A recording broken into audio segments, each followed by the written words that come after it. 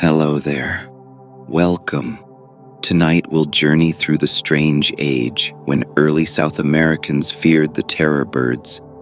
Imagine being chased not by a jaguar or a snake, but by a bird taller than you, with a head the size of a shovel and a beak sharp enough to split bone. It makes chicken for dinner feel a little less intimidating, doesn't it? Now, before we begin, let me know where you're tuning in from. And if you're new here, know that this video is designed to help you relax or even fall asleep while your subconscious drifts back in time to the age of the great flightless killers that once ruled the land. The story begins after the dinosaurs had vanished. The world had shifted, continents moved slowly apart. New animals rose to fill the open roles of hunter and prey. In South America, something very peculiar happened. Instead of big cats or packs of wolves, it was birds. Birds that could not fly, but could run faster than most things on 2 or 4 legs. These were the Phorusrhacidae, better known today as the terror birds. Can you picture it? A bird standing 3 meters tall, heavier than a man, its neck swaying like a crane, yet ending in a skull built for striking down prey. That is not exactly the sort of creature you would want wandering through your backyard. Some of them were as tall as a small horse, yet built like sprinters. They could run across the savannas and forests with terrifying speed. For the humans who eventually set foot on this land, meeting one must have felt like walking into a nightmare. Only the nightmare was feathered. What do we really mean by terror? It is not just the size. It is the way these birds lived. They were ambush hunters. They struck fast. They had beaks shaped almost like an axe, capable of slamming down with enough force to break through thick hide. It makes you think, if you had to pick your opponent, would you rather face a jaguar with teeth or a bird with a chopping beak? Neither seems like a fair choice, but the bird is a strange and unsettling one, because we do not expect birds to dominate us on the ground. The earliest terror birds appeared around 60 million years ago, not long after the extinction of the dinosaurs, in South America. The isolation of the continent gave them an open stage. No big cats, no bears, no wolves. Instead, the birds filled the role of top predator. They spread into many shapes and sizes, from smaller dog-sized hunters to giants towering over men. If you walked through those lands then, every shadow could carry the sound of claws scratching the dirt, and every sudden silence could hide feathers waiting to move. Think of how odd that must feel. Today, birds are mostly small, shy, sometimes tasty. The most dangerous ones we meet are geese at a park, pecking at sandwiches. But in that ancient world, geese would have been the least of your worries. The great Phorusrhacidae would have looked down on you, tilted their skull, and judged you the way a hawk judges a rabbit. How did they hunt, though? They could not grip with claws like raptors. They had no hands like mammals. They relied on speed, surprise, and that beak.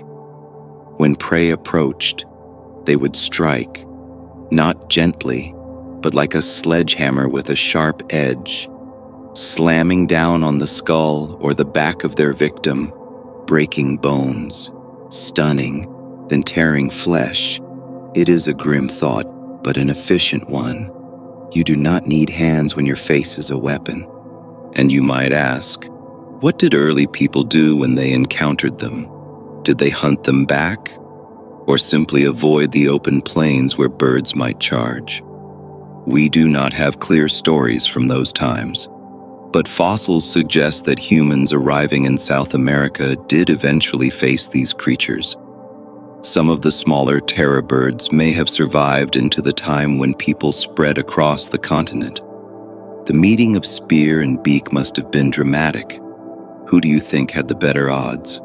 A hunter with stone tools, or a bird evolved for millions of years to kill? The thing about terror birds is that they were not mindless monsters.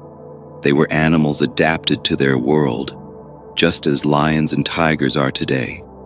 They filled a niche that had to be filled. They were simply doing what worked.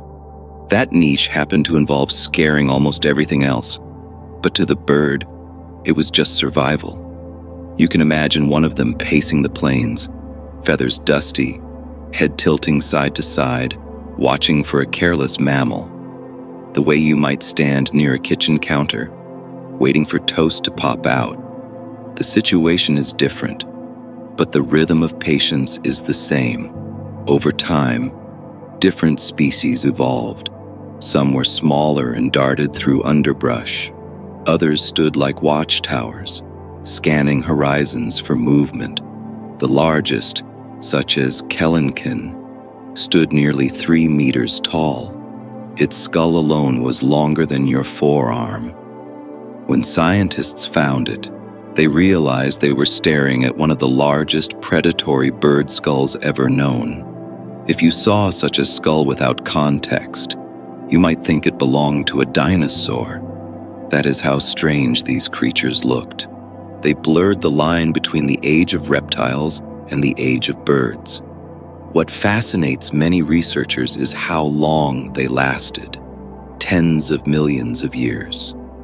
They survived changes in climate, shifting vegetation, the rise and fall of other animals. They ruled as apex predators in South America for ages. Imagine that. A whole continent where mammals were not the ones at the top, but birds were. It makes you realize that the shape of power in nature is not fixed. Sometimes claws rule, sometimes hooves, and for a long age, it was wings without flight.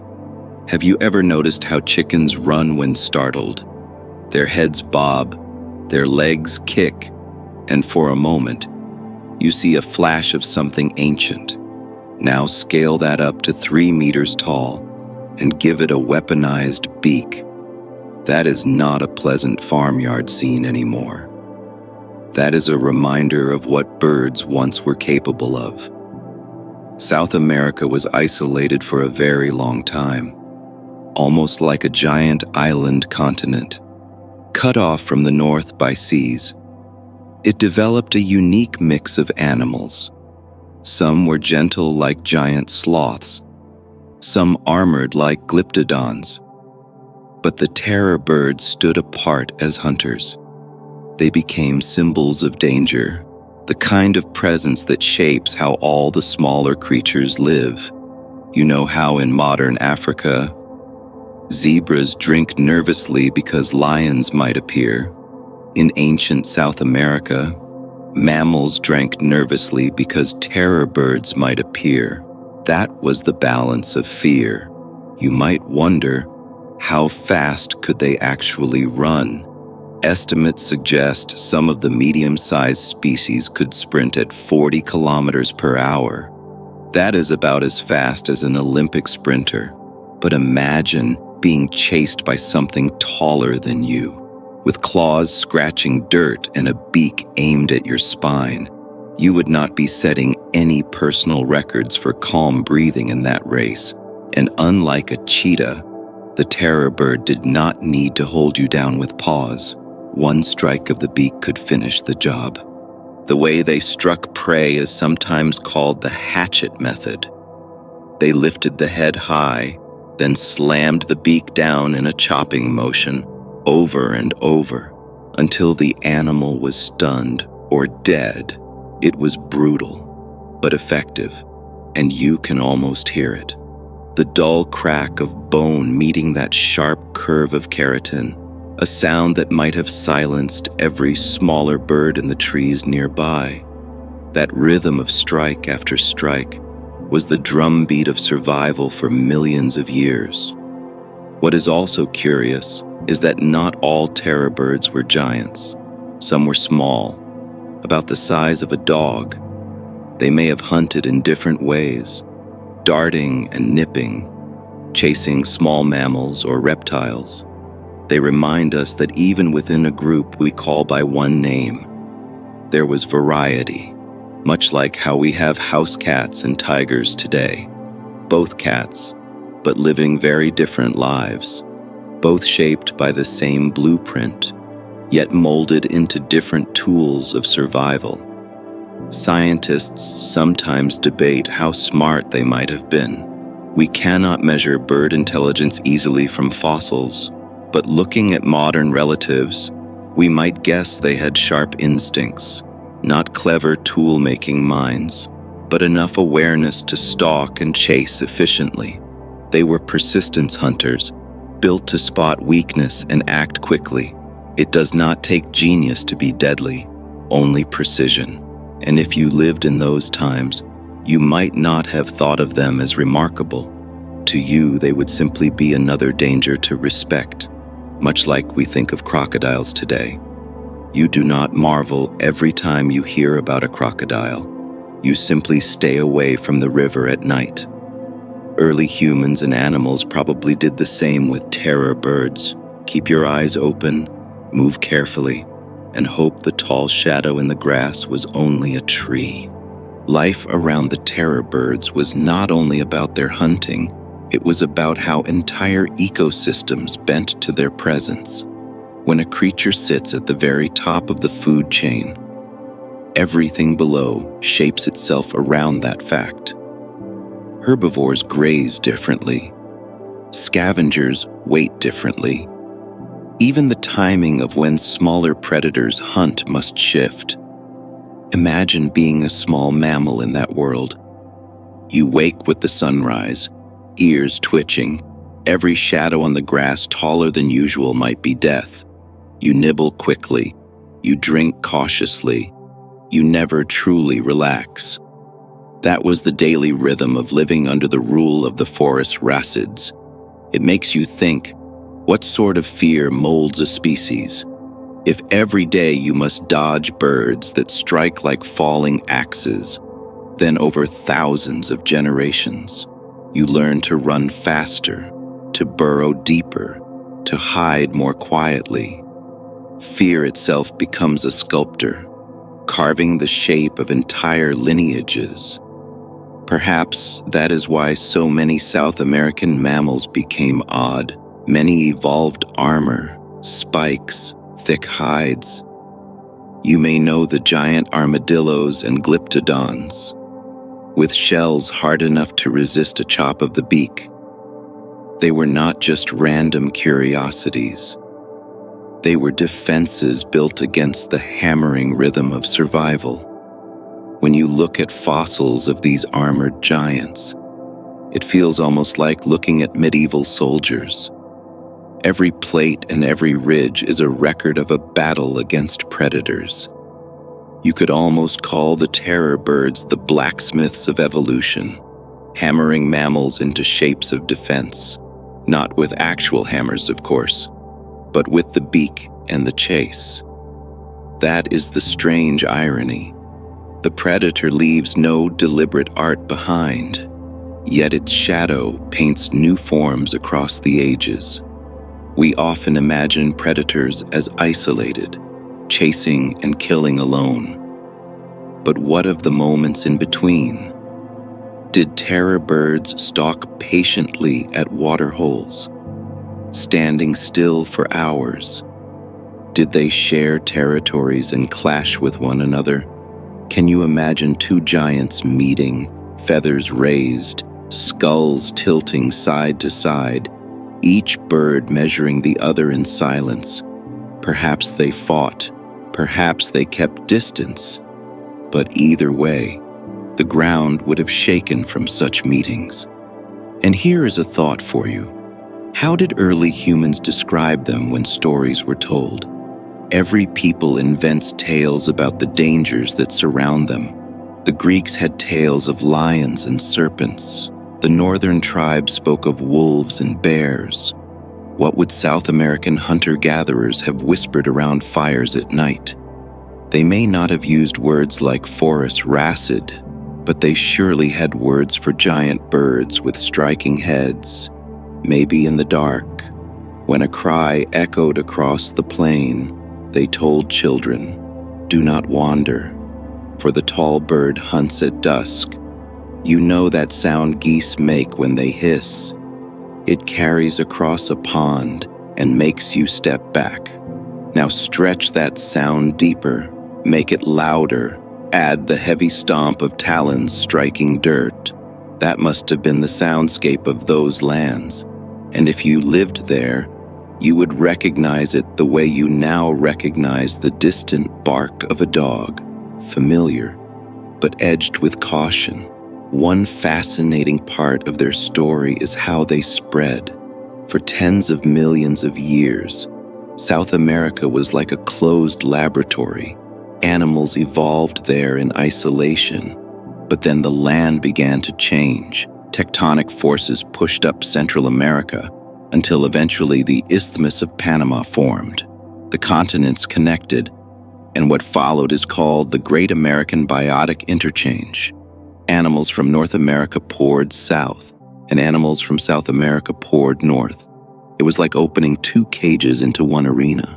This event spelled both opportunity and danger for the terror birds. For the first time, they could leave their home continent. Some species did just that. They marched north. Their fossils have been found as far as Texas and even Florida. Imagine that. Great South American birds racing across new lands. They carried their hunting style into places filled with unfamiliar prey. For a while, they thrived. For a while, mammals that had never known such predators had to learn quickly what those shadows meant. But the interchange also brought competition. From the north came big cats, bears, canids with sharp teeth and pack behavior. These were not present in South America before. They represented a new kind of threat to the birds, not prey, but rivals. And rivals that had claws and teeth and strategies honed for millions of years in other ecosystems. Suddenly, the balance of terror was shifting. The birds no longer had the open throne. They had to fight for their crown. Sometimes they won, sometimes they lost. Evolution is not merciful. It is a ledger of costs and payoffs. Think about how strange it is that for millions of years, South America was the kingdom of birds, and then, in only a few million more, it changed. That is like a house ruled by one family for ages. Then suddenly strangers move in and rearrange all the rooms. The old family does not disappear instantly, but slowly. Their authority crumbles. That is what happened to the terror birds. They lingered, but the ground was no longer theirs alone. Do you ever notice how quickly humans rearrange things when we enter a new space? We move furniture, we clear shelves. In nature, the equivalent is competition. When new predators arrive, the furniture of the ecosystem shifts. Prey animals behave differently. Old rulers lose ground. New rulers test their strength. It is the same instinct, the same pressure to shape the world into what suits us best. Even so, the terror birds held on for longer than many imagine. Fossils suggest that some species survived until as recently as 2 million years ago. That is astonishingly close to our own time, closer to us than to the age of dinosaurs. To put it simply, when early humans were already making tools in Africa, there were still giant birds running across South America. The overlap of those timelines makes the mind pause. For a moment, You can picture what might have happened if humans had crossed paths with them more widely. Would we have feared them as monsters? Or would we have hunted them into myth? We cannot know, but it seems likely that our weapons and group strategies would have slowly pushed them aside. That is what happened with mammoths, with saber-toothed cats. Perhaps terror birds would have become legends told in hushed voices. The bird that strikes with its head, the bird that once ruled the plains, a story half true and half remembered, fading into sleep as the last of their kind vanished. Now let us step closer into their bodies themselves. What did they look like in detail? The bones tell us of long legs, built for running, of necks strong enough to whip downward, of skulls massive and deep. Inside those skulls sat eyes that faced forward, not sideways. That is important. Forward-facing eyes mean depth perception. They could judge distance. They could aim. They could focus on a moving target and strike precisely. That is not a random feature. That is the mark of a hunter. Their wings were small, useless for flight, but not useless entirely. Some species may have used them for balance, the way runners spread their arms, or the way ostriches steady themselves. When you run at 40 kilometers per hour, even a slight wobble can topple you. Wings may have been stabilizers. Their legs ended in claws, not the slicing talons of eagles, but strong, blunt, gripping claws that dug into dirt. They were built for running, not grasping, and yet, with those legs, they could deliver powerful kicks if cornered. Think of an ostrich today. It can disembowel with one kick. Now add extra mass and strength. That was not something you wanted pointed in your direction. What fascinates me is how they must have looked alive. We see bones, but bones are not the whole picture. Did they have feathers down their bodies? Did they look sleek or ragged? Did they display bright colors on their heads like modern caracaras? Or were they muted browns blending into savanna grass? Artists guess, but the truth is hidden. For all we know, they might have looked far stranger than we dare to paint. That is the gift and the curse of prehistory, always just out of reach. Have you noticed how sometimes chickens tilt their heads as if measuring you? That curious side glance. Now imagine that glance magnified. The head enormous. The eye fixed. The beak tilted like a blade. That was the gaze prey animals met. And that was the gaze early humans may have seen on the edge of firelight. A gaze that weighed you like meat. A gaze that made your pulse quicken even if nothing moved. And let me ask you this. If you had to pick a predator from the past to suddenly appear in your town today, would you rather it be a saber-toothed cat or a terror bird? The cat would stalk quietly, strike from the shadows. The bird would chase openly, run down streets, strike like a hammer. Neither is comforting. But the image of a bird storming down asphalt at dawn, feathers rattling, feels almost more surreal, because it breaks our expectation of what birds should be. The oddest part is that birds are still all around us. Chickens, pigeons, hawks, turkeys. We live with them every day. We feed them. We eat them. We ignore them. Yet, hidden in their past is a chapter of dominance.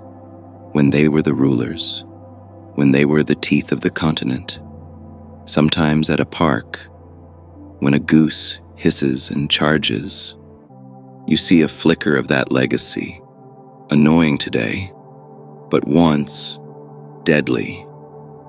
Terror birds also teach us something about fragility. For all their size, for all their strength, they could not hold their throne forever. When the world changed, when rivals came, when climates shifted, they dwindled. They remind us that power is never permanent, not for animals, not for humans. Every empire in nature eventually bends to change, sometimes slowly, sometimes suddenly, but always inevitably. Think about that as you breathe slowly now. The sound of feathers in the grass, the thud of talons on dirt, the shadow of a head tilting above you. For millions of years, that was the final image many creatures saw, a beak descending like judgment. Then silence. Then the cycle of life beginning again. That silence stretched across ages, until finally, it was the birds themselves who vanished into the dark, leaving only bones for us to puzzle over. What strikes me most when thinking of terror birds is not just their size or their weaponry, but the silence that must have surrounded their approach. When you think of a lion, you imagine a roar. When you think of a wolf, you imagine a howl. But birds can be quiet when they choose. A sudden stillness, a shadow sliding across the grass, and then the sound of impact. That kind of silence is sometimes more frightening than any roar, because you do not hear it until it is too late. You may ask yourself, how did such a bird begin its life? Hatchlings must have been vulnerable, tiny compared to the giants they would grow into. Perhaps they relied on the protection of their parents. Perhaps they were left to fend quickly on their own. Either way, they had to grow fast.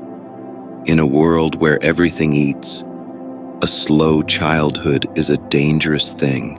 The fossil record shows growth rings in their bones, suggesting rapid development, like many modern birds. That makes sense, because to survive, they needed size, and they needed it quickly. Imagine a small mammal stumbling across a juvenile terror bird. It might think it had found a lucky meal, but if the parent was nearby, luck would turn fast. One strike, one rush, and the would-be hunter became the hunted. That is how nature keeps balance. Risk is everywhere, and often, the danger you do not see is the danger that ends you. It is worth noting that terror birds were not the only giant birds in history. On other continents, other great flightless predators and grazers appeared. In Australia, there were the thunderbirds. In New Zealand, the giant moas. In Madagascar, the elephant birds. But here's the difference. Most of those giants were plant eaters. Terror birds were unique in being top carnivores.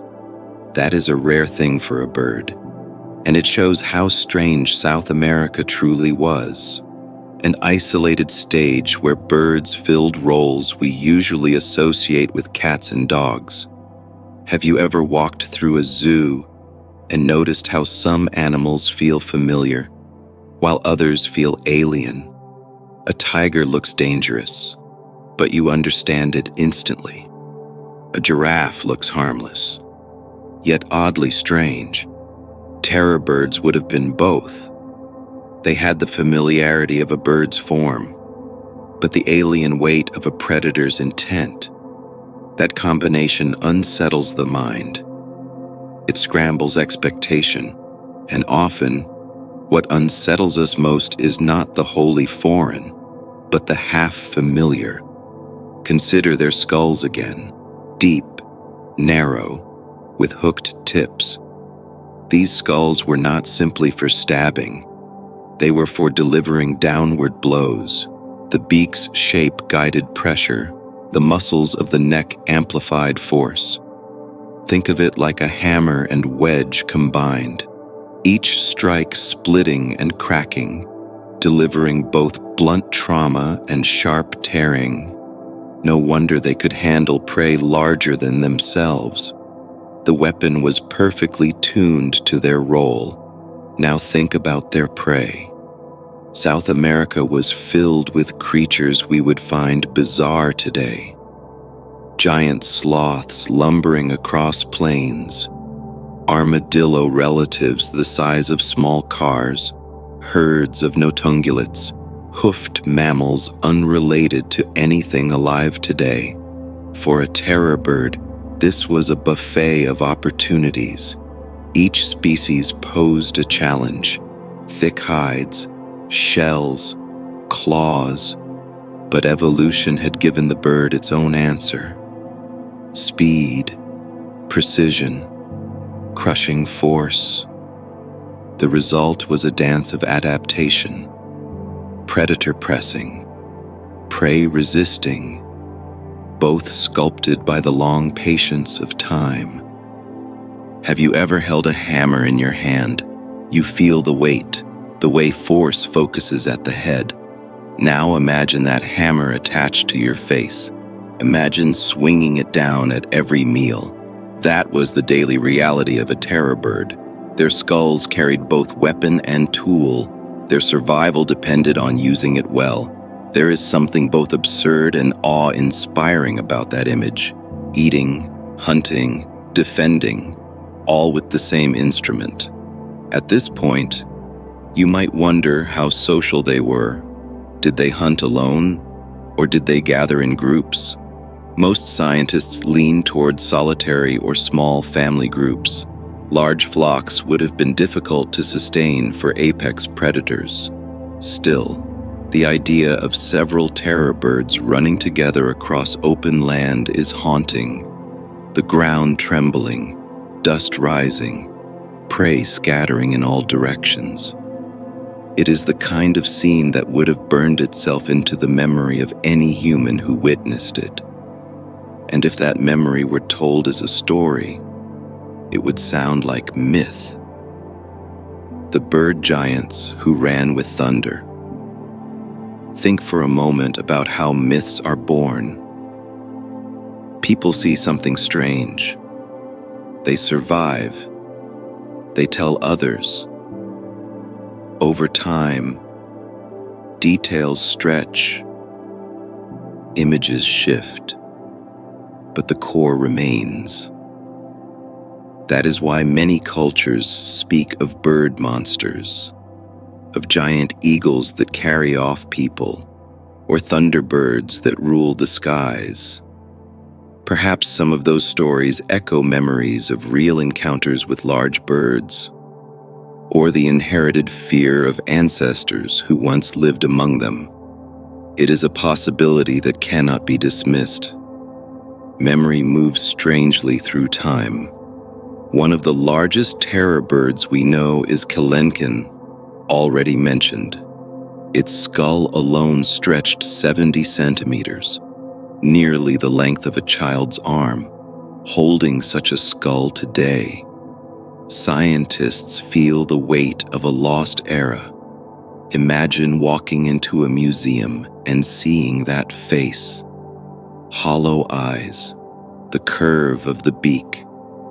You stand before it and feel both curiosity and unease, because though it is only bone, the shape tells you what it once meant.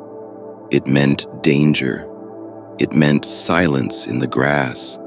It meant the end of smaller lives.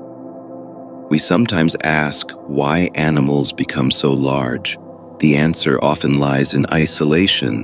When continents separate, creatures evolve without the same limits.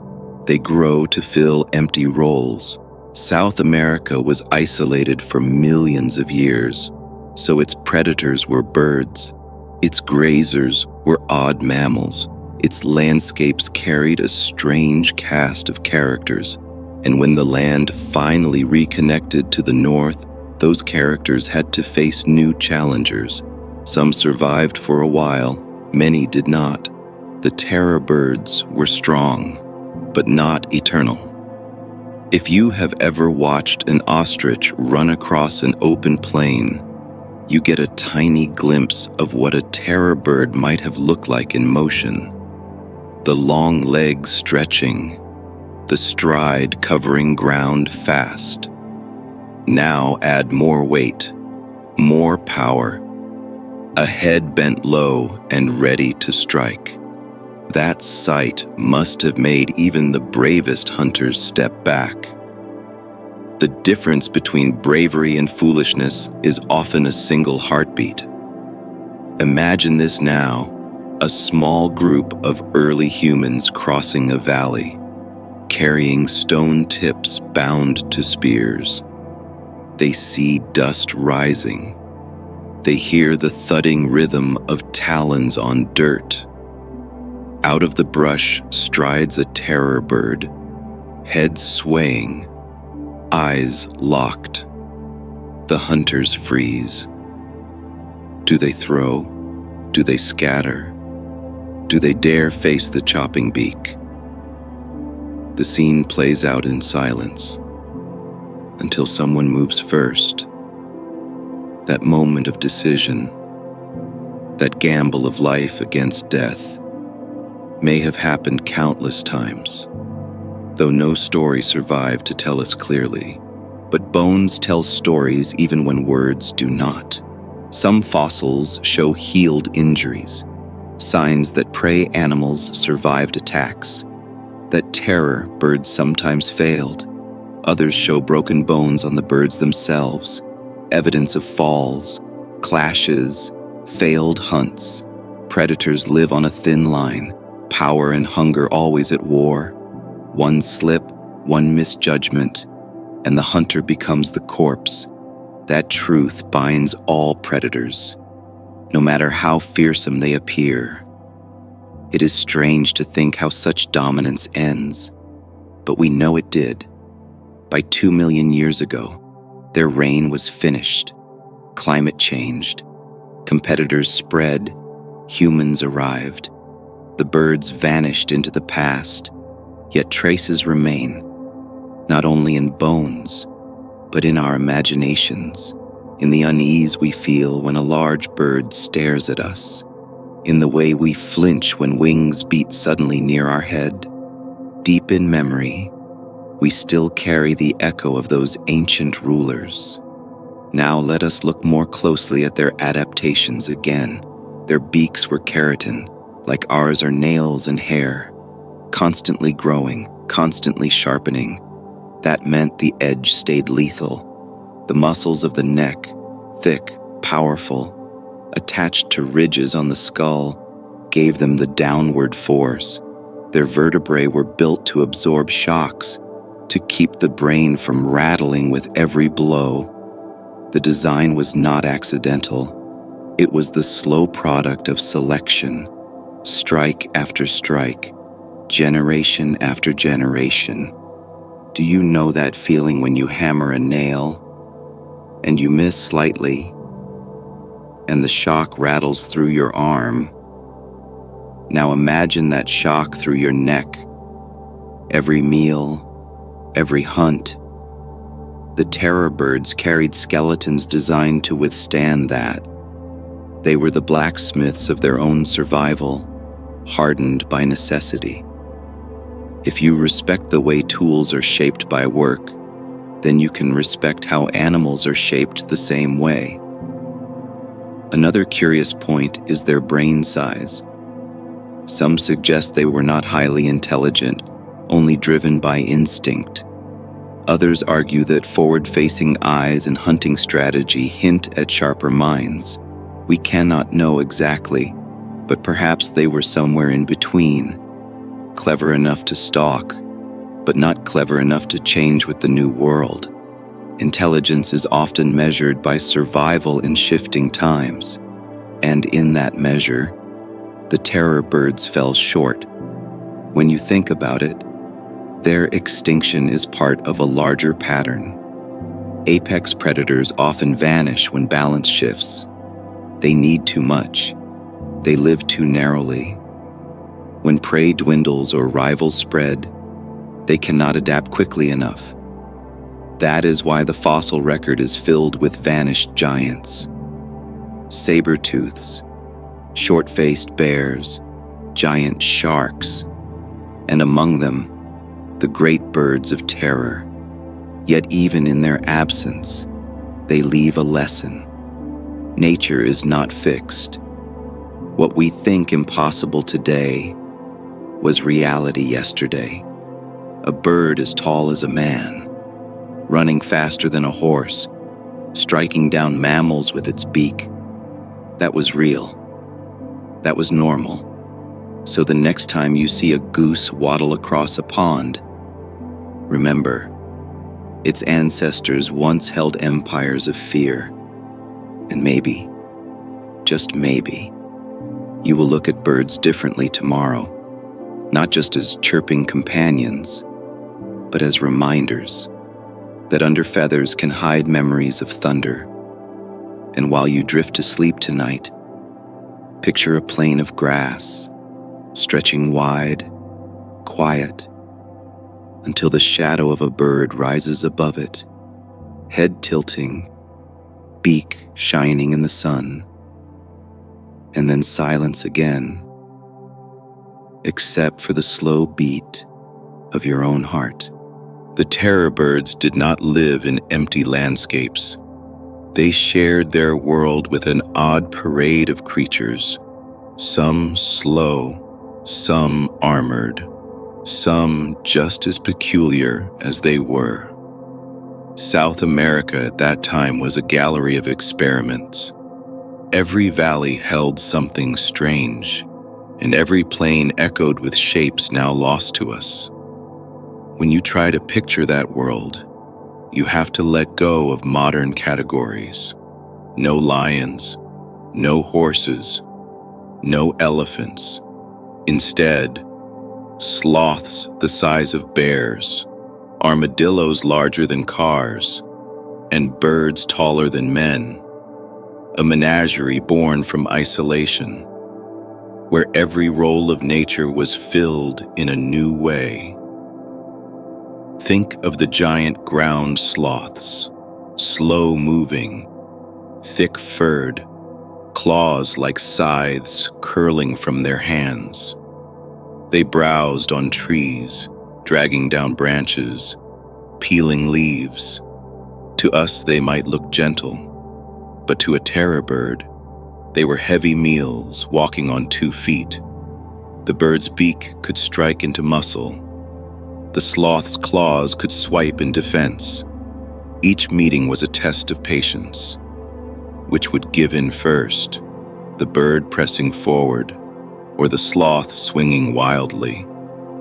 There is no fossil film to show us who won most often, but the bones of both species carry marks of such encounters.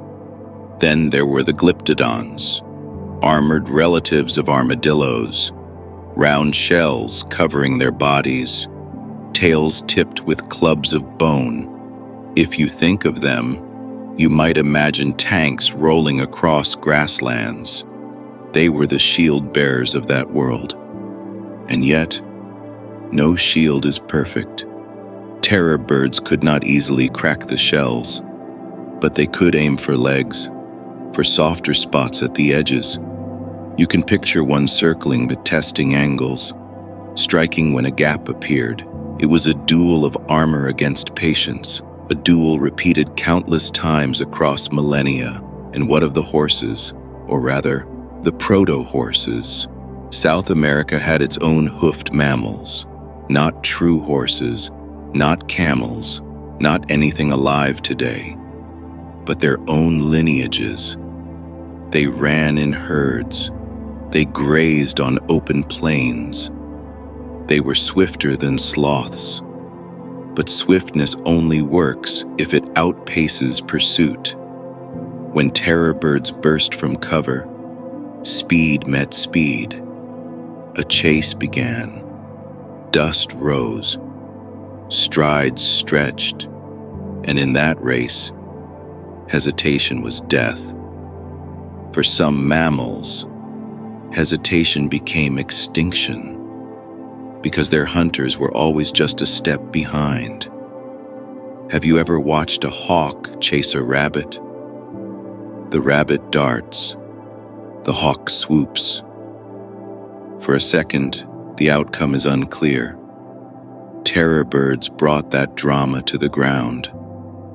The same sudden burst, the same precise strike, only scaled up until humans would have felt like rabbits too. That is how power works in nature. It is always relative. You are either faster than what hunts you, or slower. You either resist its strike, or you break. The terror birds tipped that scale heavily in their favor. Now let us imagine their daily lives beyond hunting. At dawn, a terror bird would rise from its resting ground, feathers damp from dew, head lifting into the pale light. It would scan the horizon, listen for rustles in brush, smell the faint musk of mammals drifting in air. Then, step by heavy step, it would begin to patrol, its stride long, steady, each footfall pressing deep into soil. For hours it might walk, silent, conserving energy, waiting for one mistake from prey. And when that mistake came, the quiet turned into thunder. In midday heat, perhaps they rested, tucking their heads, lowering themselves into shade. Like all animals, they had to balance energy. Burn too much and you starve. Wait too long and you miss chances. Survival was mathematics, though no bird ever counted. Each day was an equation solved by instinct.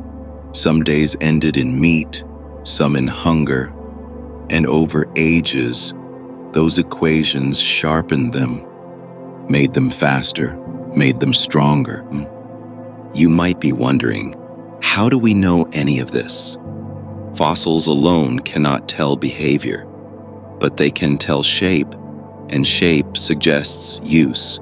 Long legs mean speed, hooked beaks mean predation, forward eyes mean depth. Combined with comparisons to modern birds, ostriches, caracaras, seriemas, we sketch a picture, incomplete, but not baseless.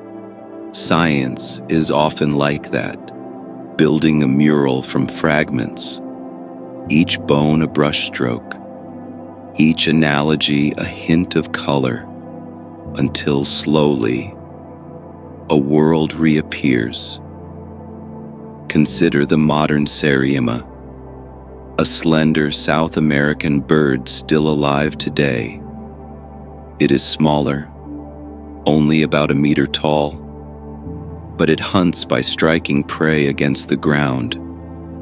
Lizards, snakes, small mammals. The behavior is a miniature of what terror birds once did.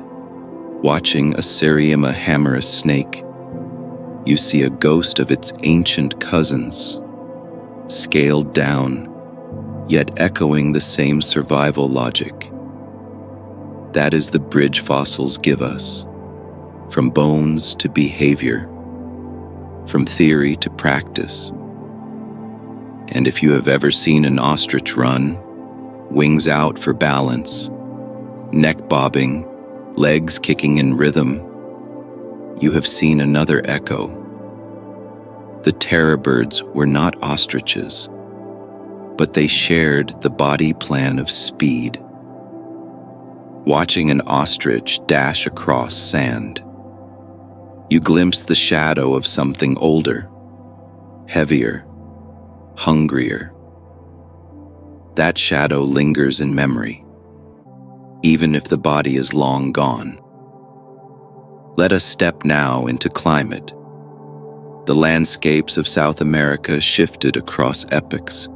Some ages were wetter, filled with forests and swamps. Others were drier, opening wide grasslands. terror birds adapted to both, stalking through brush when cover was thick, racing across plains when space was open. That flexibility is part of why they lasted so long. They did not need one single habitat. They could move between many. Like actors changing stages, they performed wherever food appeared. That is the mark of resilience. And yet, no resilience lasts forever. As climates continued to change, as mountains rose and rivers carved new paths, prey species shifted. Rivals from the north pressed harder. Cats stalked quietly. Bears wrestled heavily. Packs of canids harried in groups. Against these new tactics, the solitary birds struggled. Speed alone is not always enough. A cat that ambushes from shadows, a wolf that tires prey by persistence. These were tricks birds could not easily match. And so, slowly, the balance of fear tilted. Have you noticed how quickly advantage can vanish?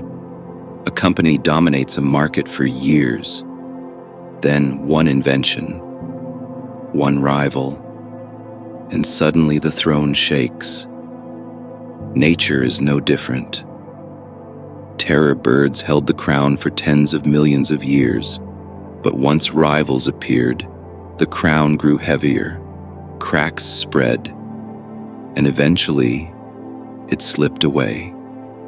But do not mistake their fall for weakness. They endured far longer than most predators we name today.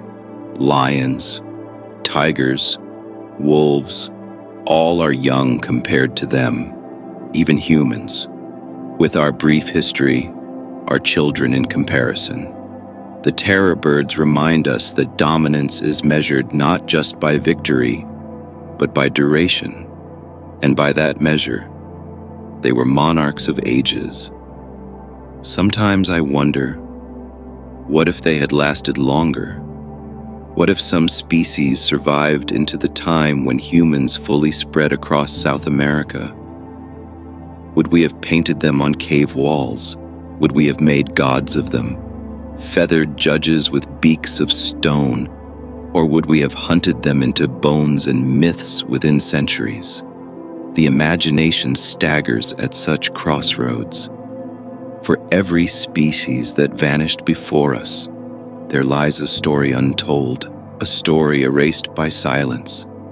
Even so, the silence is not complete.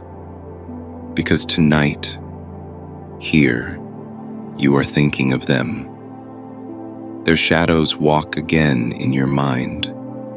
Their talons press into soil. Their beaks tilt above prey. That act of memory, that act of imagination, gives them one more breath, one more hunt, one more reign before sleep. When we think of fear, we often imagine fangs and claws. Yet in South America, fear had feathers. That irony is worth pausing over. The same delicate structures that carry songbirds into the air once cloaked predators that chased mammals into silence. It shows how the same material, feather, can be tuned by time into peace or terror.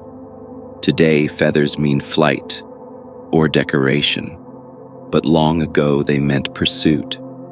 They meant a shadow taller than you tilting across the ground, and feathers themselves are remarkable. Light yet strong, flexible yet resilient. They insulate, they signal, they streamline. A terror bird's feathers were not for flight, but they still mattered. They likely covered the body in a coat against heat and cold. They may have puffed when the bird displayed dominance. They may have rattled in wind when the bird charged. Imagine hearing that faint rustle, knowing it was not just air, but the edge of your own ending. What color were those feathers? That question lingers unanswered. We can guess, maybe browns and ochres for camouflage, blending with grasslands, maybe stripes, maybe pale crests or dark bands. Some modern relatives flash red or orange skin on their faces. Perhaps terror birds bore the same, warning rivals and impressing mates. The truth is hidden, and perhaps that is fitting, because mystery itself adds to their presence.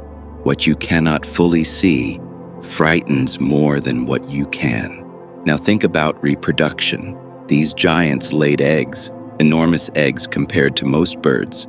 A nest of such eggs would have been a vulnerable treasure. Did they guard them fiercely? Did both parents watch, or only one? We do not know. But logic suggests they defended them.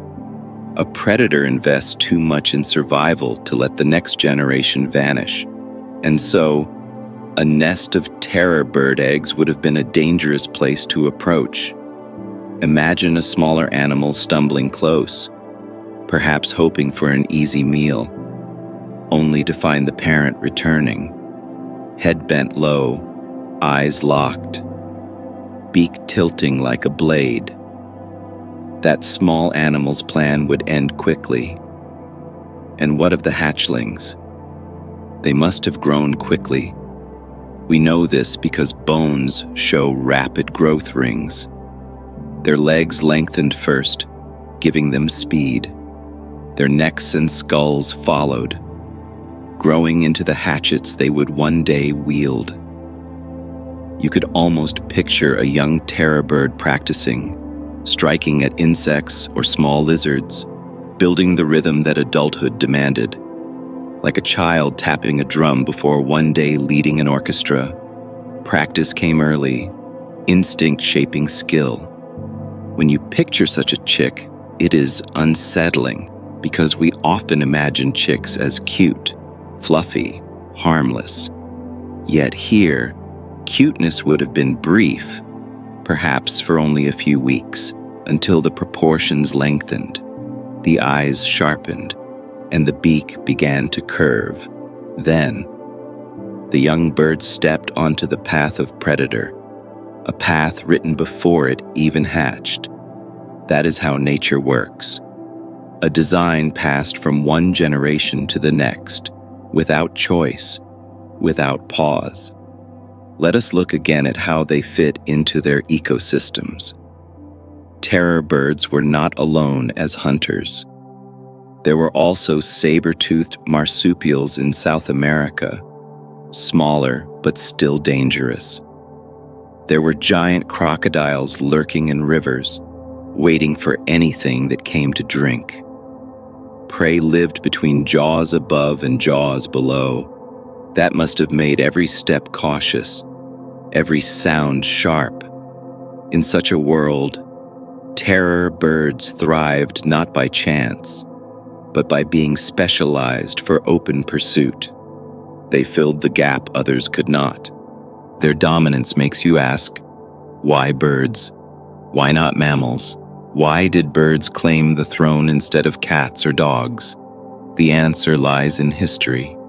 After the extinction of dinosaurs, South America drifted apart, isolated. It lacked many of the mammal groups that rose elsewhere. No true dogs, no cats, no bears.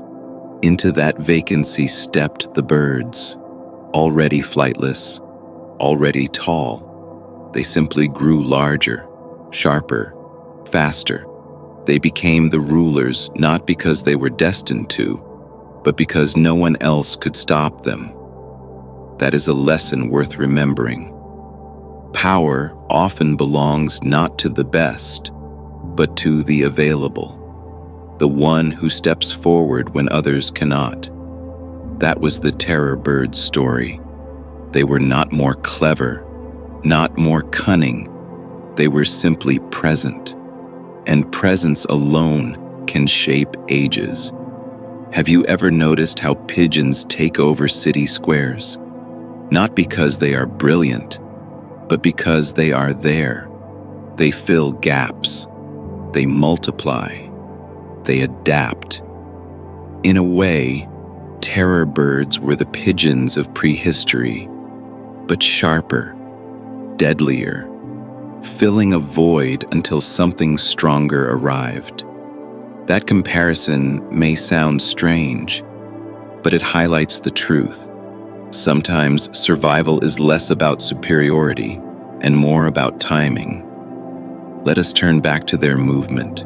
Their stride length must have been impressive, covering meters in seconds.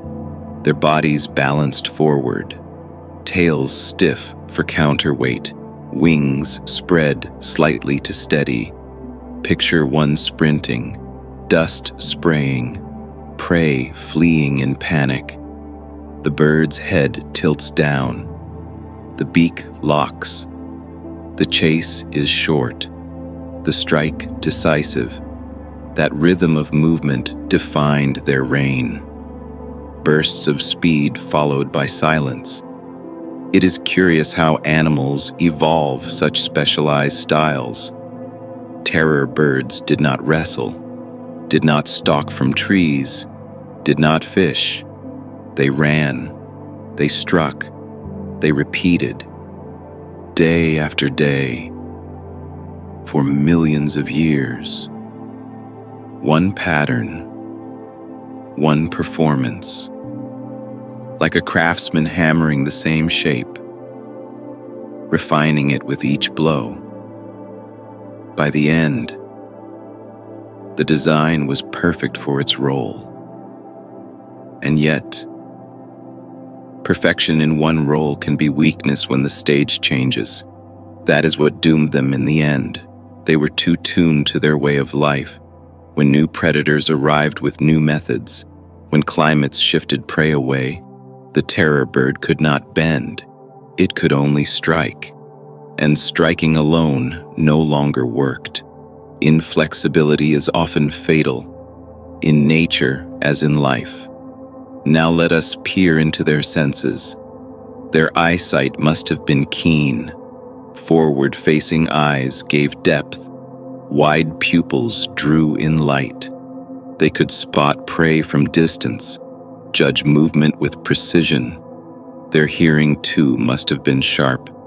Birds today hear frequencies we cannot. They may have detected the rustle of mammals long before sight confirmed them. And smell, though not always strong in birds, may have played a role, following musk and sweat of prey. A terror bird was a bundle of sharpened senses, tuned for one thing, the chase. When you sit quietly in a field today, you might hear insects, bird song, wind and grass. Imagine layering over that the sound of heavy steps, deliberate, rhythmic, then silence, then a sudden rush. That is how it must have felt to live with terror birds, a normal soundscape pierced by violence. There is also the matter of their interactions with each other. Did they call across distances? Low booming notes carried on wind. Did they clash violently over mates and territory, or simply posture? Feathers raised, heads tilted, striking the ground with talons, perhaps both. Some encounters ended with one bird stepping back, others with blood on soil. In either case, they lived not only against prey, but against rivals. If you have ever watched two roosters fight, you see the same pattern. Head tilts, wings spread, sudden bursts.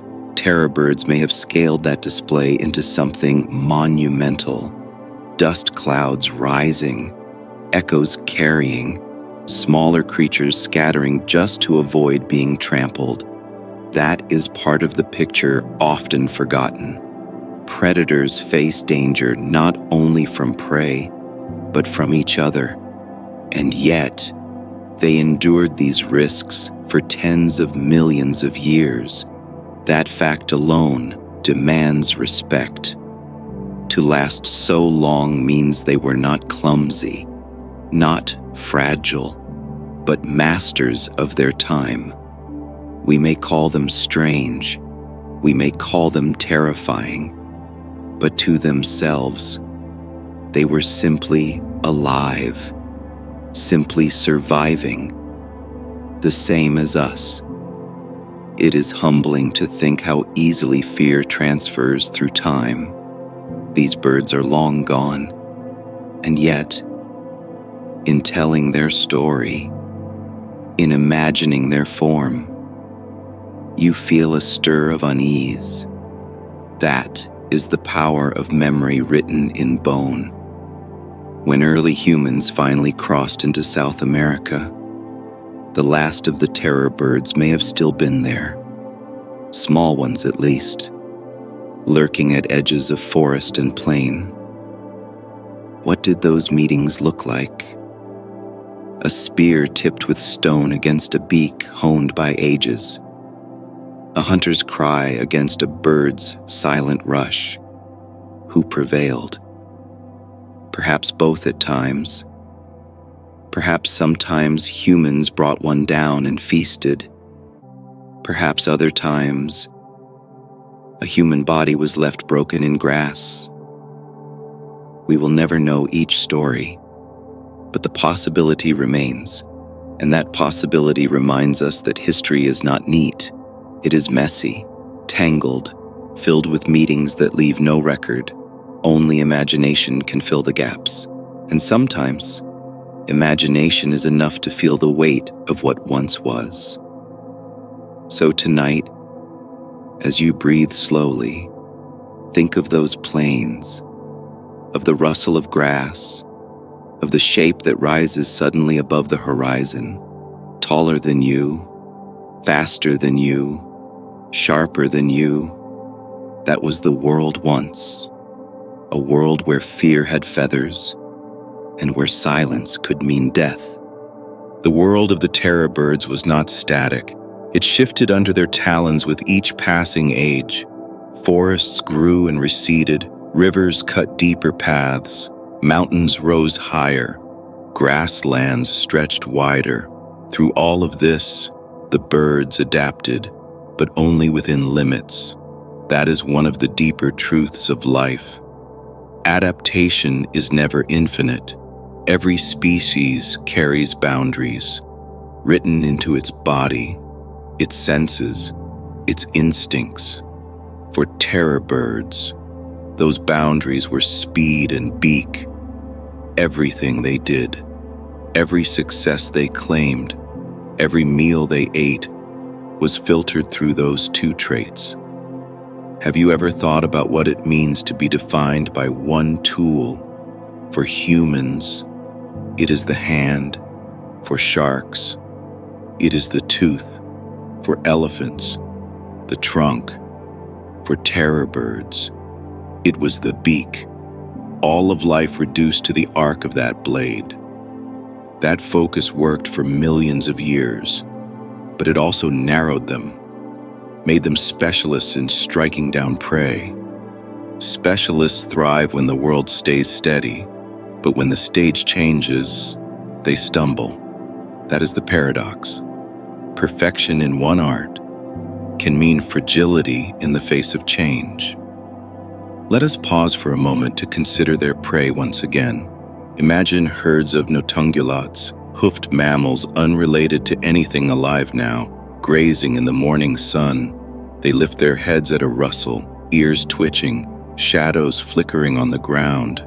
In the distance, a shape rises, tall, feathered, beak gleaming.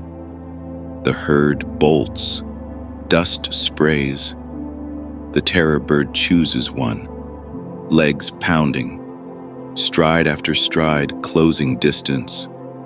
The chosen animal stumbles. The beak descends. Silence returns.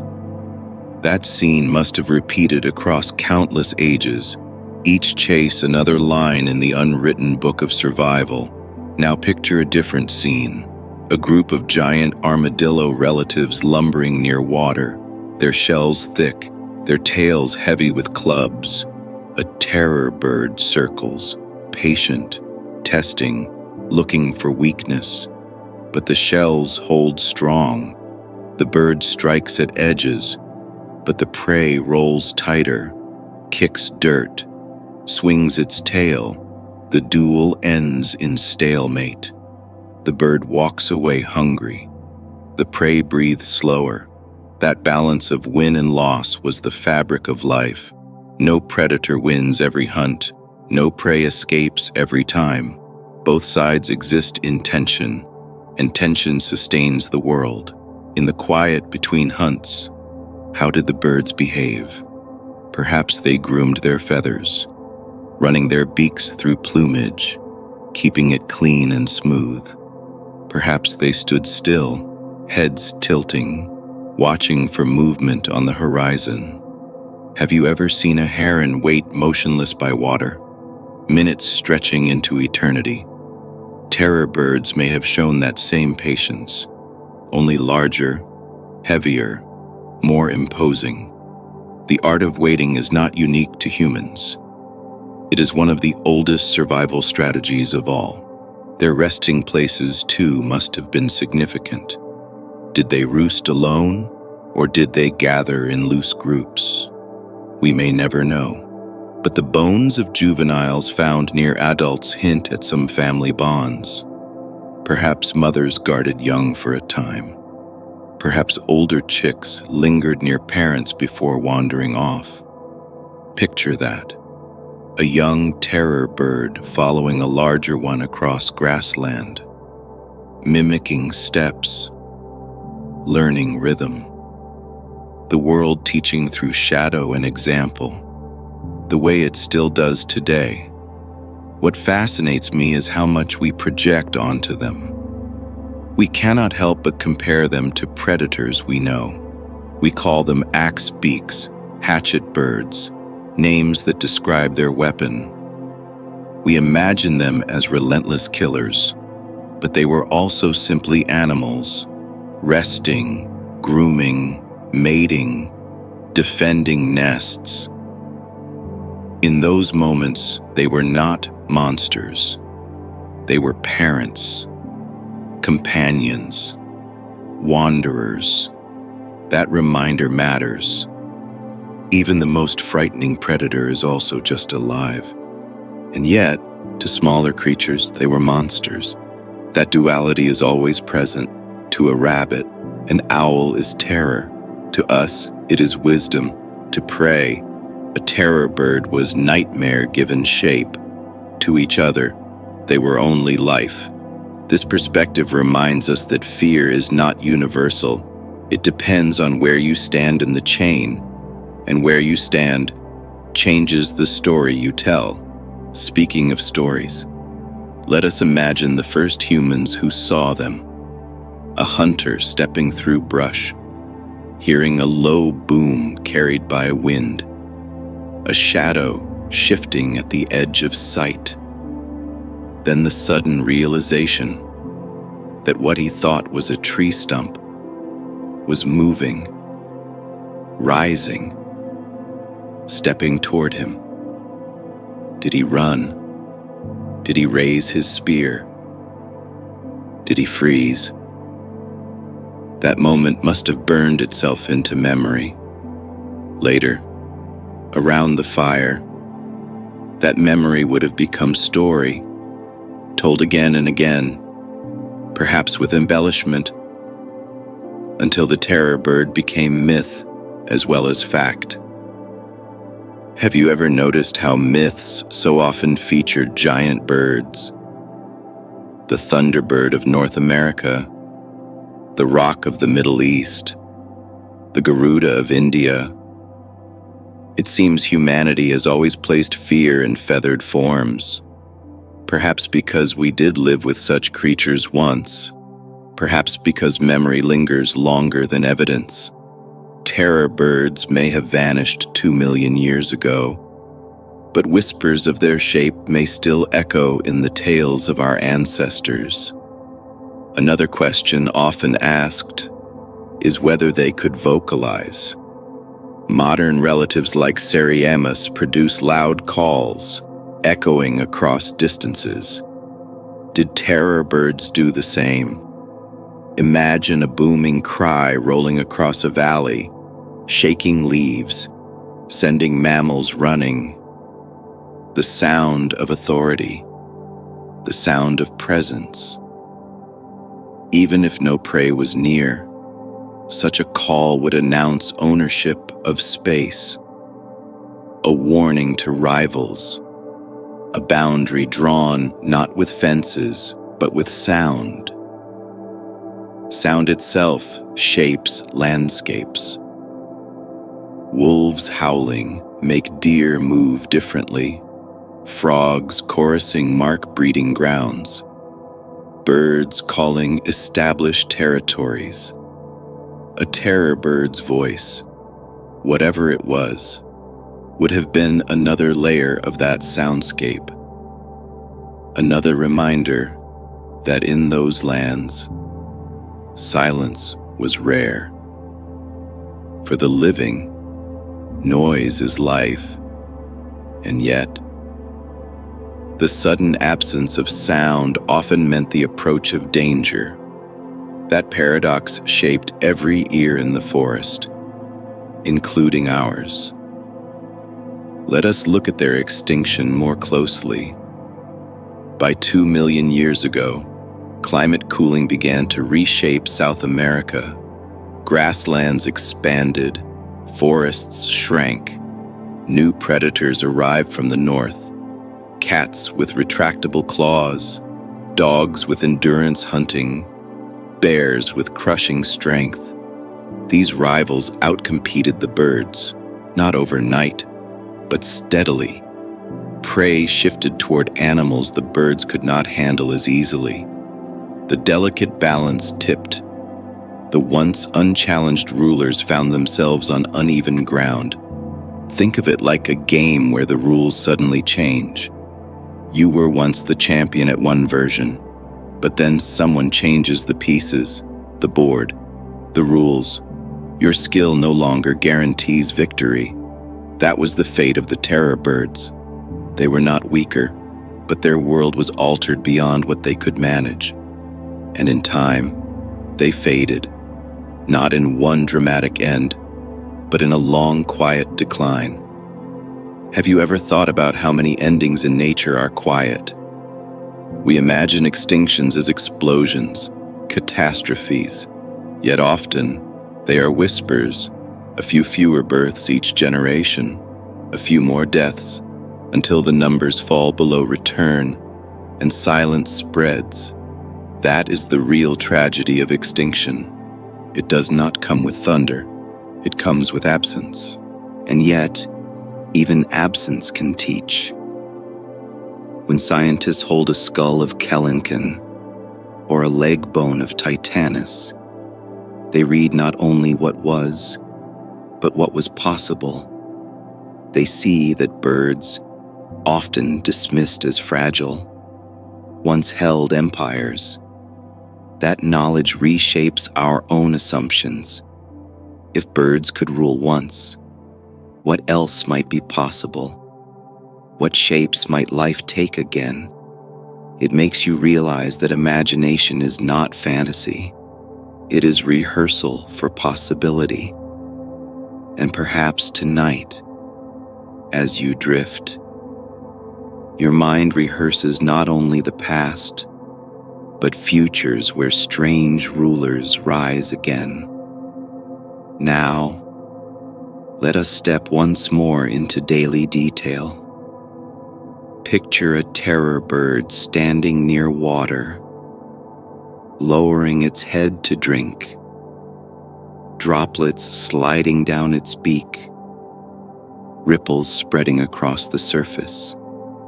In that moment, it looks peaceful, almost ordinary.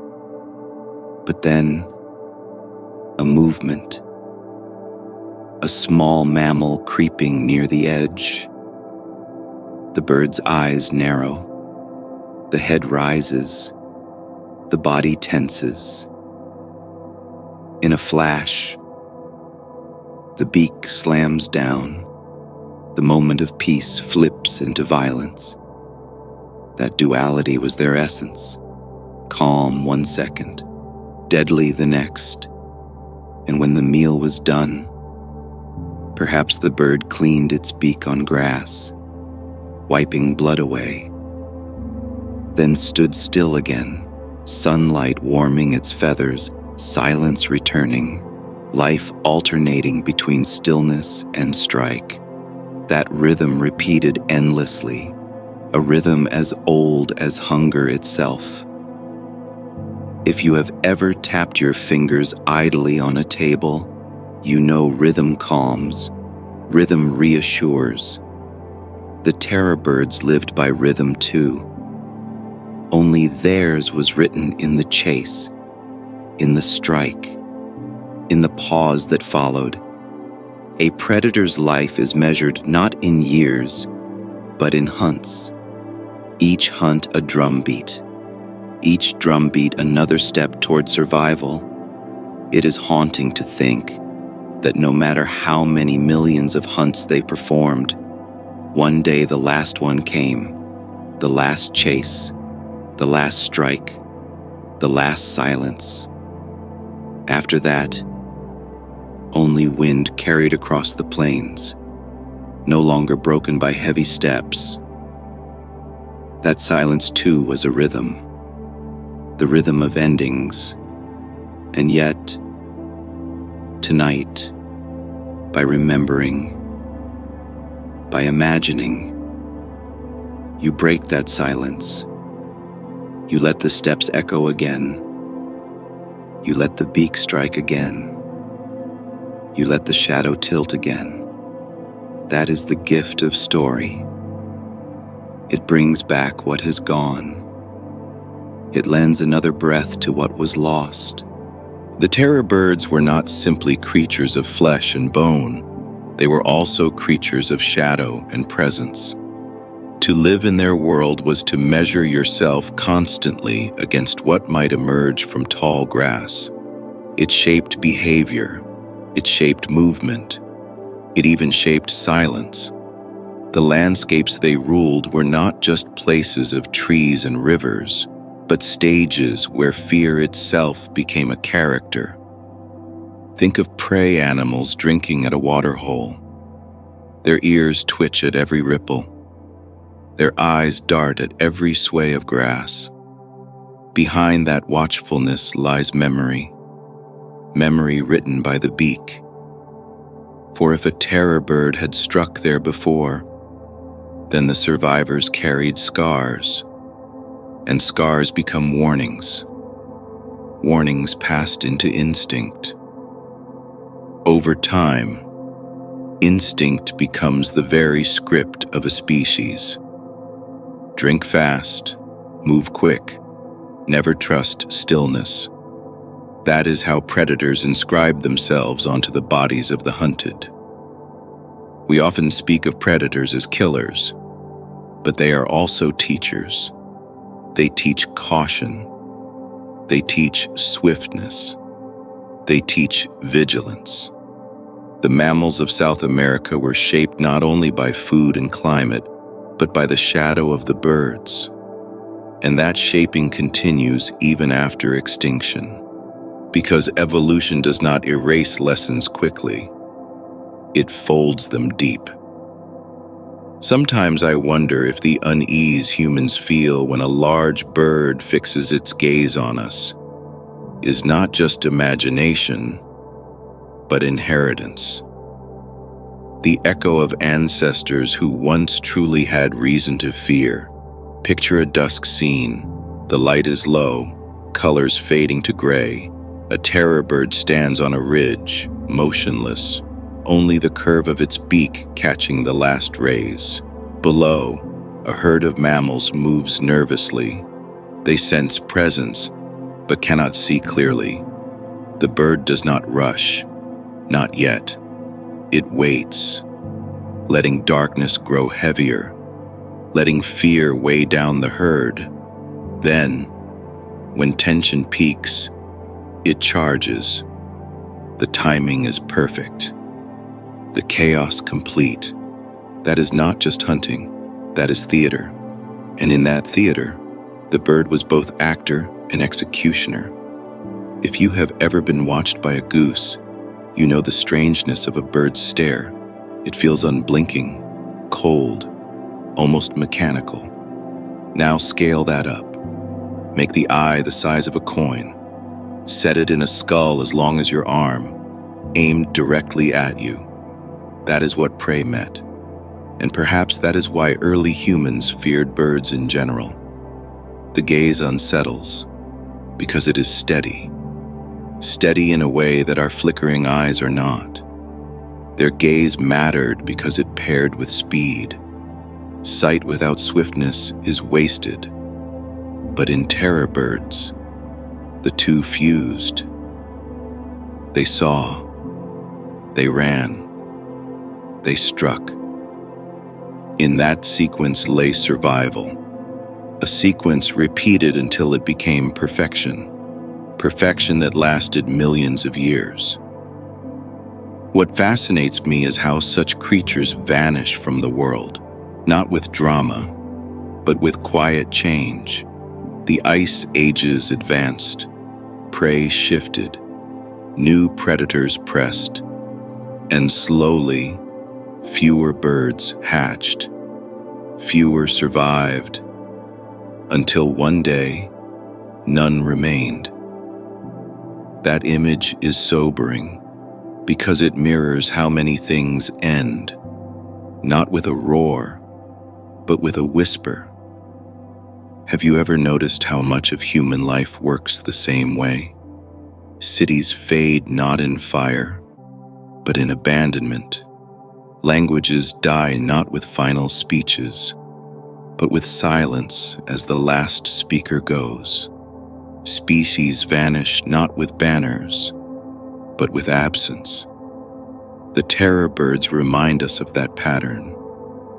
They ruled, and then they were gone, and the grass grew without them. But let us not drift only into endings. Let us return to their lives while they still reigned. Imagine a nesting ground, shallow scrapes in dirt, lined with feathers, filled with eggs larger than a man's head. The parent stands guard, head tilting at every sound. Every approach is measured. Friend, foe, threat. The eggs themselves are silent potential, each one holding a beak, claws, speed, a predator waiting to emerge. That thought alone unsettles, even before the shell cracks. And when it did crack, the world gained another hunter. The chicks stumbled free, damp, fragile, yet destined for size. In weeks it doubled, in months it ran, in years it towered. That growth curve tells us much, because rapid growth is both strength and burden. It demands constant food, constant hunting, constant success. Life at that scale is expensive, and when the economy of nature falters, expensive lives are often the first to vanish. Yet while they thrived, they filled roles no other bird has filled since. Apex predator, ground hunter, continental ruler. That is extraordinary, because birds today mostly fill niches of flight or scavenging. Raptors in air, scavengers at carcass. None rule the ground as terror birds once did. They were an experiment in evolution that worked brilliantly, and then ended. An experiment we can only reconstruct from bones and imagination. Have you ever looked at a fossil skull behind glass? The hollowness of the eyes, the silence of the mouth. You know it is only stone now, yet you feel watched. You feel judged. That is the lingering authority of form. Terror bird skulls deliver that sensation strongly, because their shape is so unlike what we expect from a bird. They remind you of dinosaurs. They blur eras. They make you wonder if extinction is ever truly complete, or if echoes always remain. When paleontologists first uncovered them, They puzzled over what they were. Were they scavengers? Were they herbivores? Only slowly did evidence build that they were predators. The beak said it clearly. The legs confirmed it. The eyes sealed it. Once that picture formed, the name terror bird stuck. And though scientists prefer Phorusrhacidae, the popular name captures their essence better, because what they ruled by was not only hunger, but fear.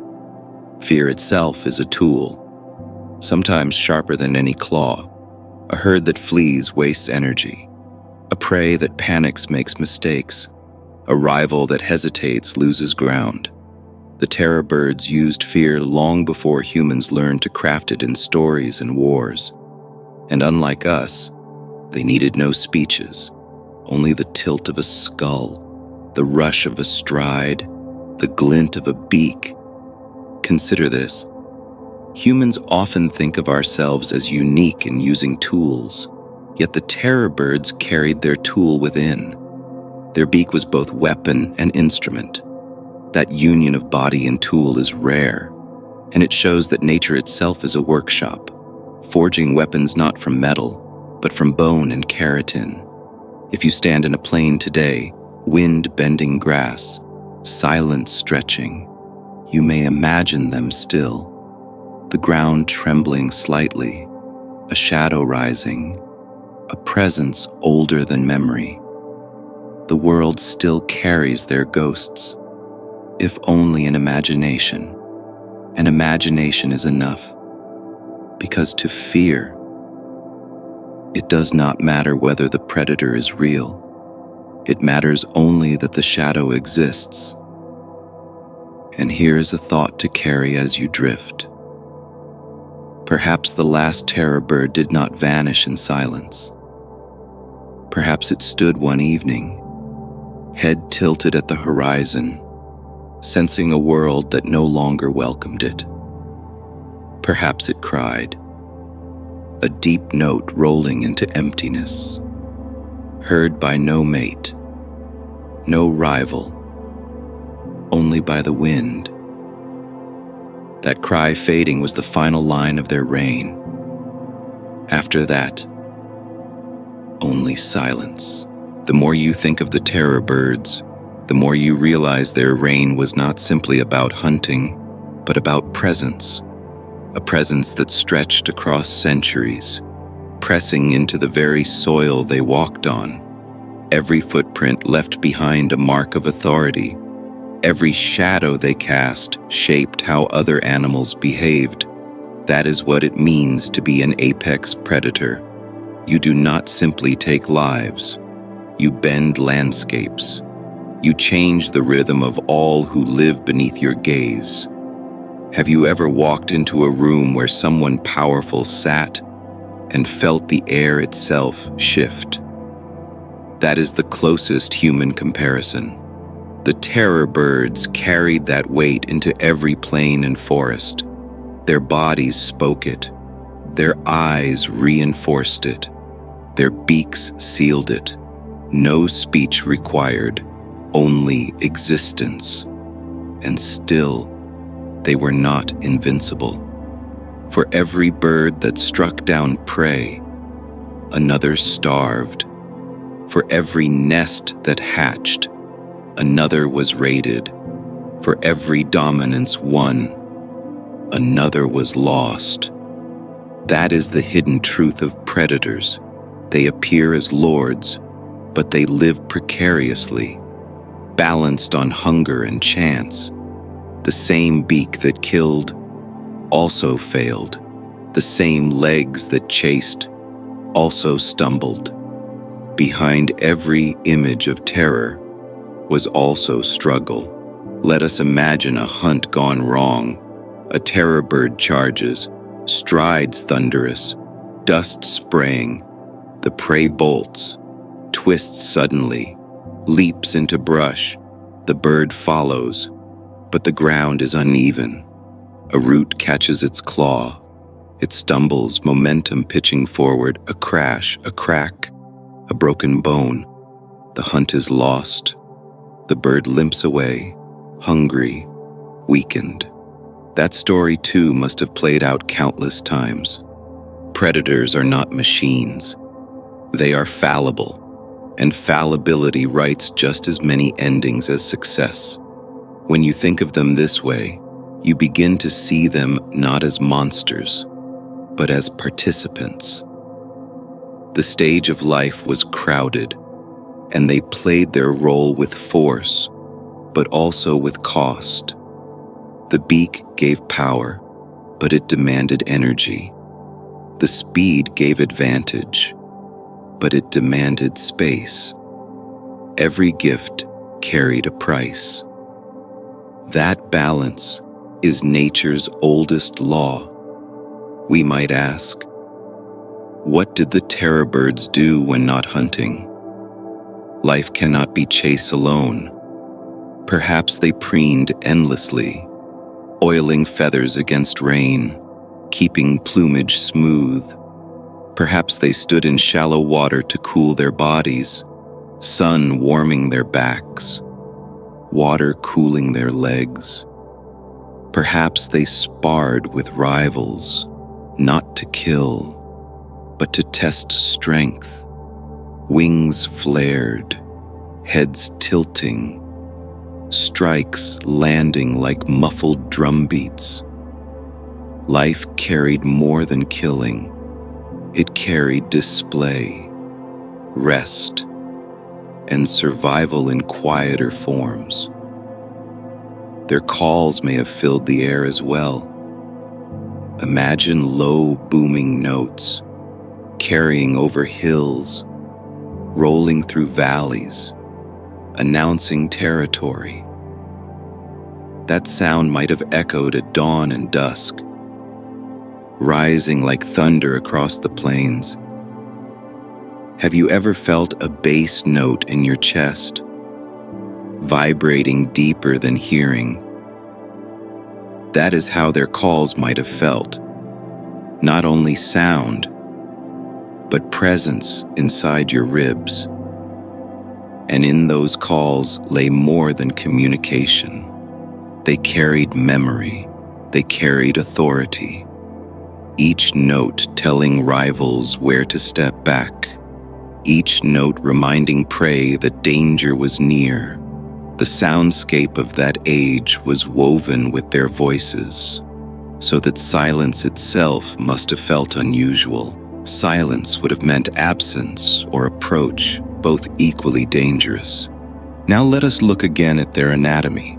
The legs were long, ending in 3 forward-pointing toes. Claws not curved like eagles, but blunt, made for traction, for sprinting. Those legs were engines, converting muscle into stride. Each step carried more force than any mammal of similar size. Because birds lock their tendons differently, their legs snapped forward with mechanical precision. Have you ever watched a chicken run? The way the legs cycle like pistons. Now magnify that. Stretch it taller. Thicken it with power. That was the engine of the terror bird. Their necks too were marvels. Shaped, flexible, coiled with muscle. Each strike began with that coil, winding like a spring, then whipping downward. The skull followed. The beak landed. The strike was less like a stab, and more like an axe swung by invisible arms. The very skeleton carried the design of violence, and yet, violence alone is not life. The same neck bent to drink, bent to preen, bent to nuzzle young perhaps. The same beak that split bone also plucked feathers, cracked fruit maybe, tugged at plants in lean times. Do not forget that predators can be opportunists. When meat was scarce, perhaps they scavenged. Perhaps they ate whatever could be swallowed. Survival allows no pride, only persistence. What of their eyes? Forward-facing, deep-set, protected by bony ridges. They saw depth. They saw movement. Their world was vision first. Sound second. Smell last. Have you noticed how birds cock their heads? One eye locking, the other waiting. That behavior likely echoed back millions of years. Even the terror birds may have tilted their heads at angles, measuring prey, gauging distance. Every tilt a calculation, every glance a decision. Now imagine a herd of mammals feeling that glance fall upon them. They shift nervously. They edge away. Even before the bird moves, the gaze itself begins the hunt. The chase is only the conclusion. And what of their feathers in detail? We do not know patterns, but we can guess texture, perhaps coarse and bristly, like an emu, perhaps soft along the belly, denser along the back, offering warmth at night and insulation by day.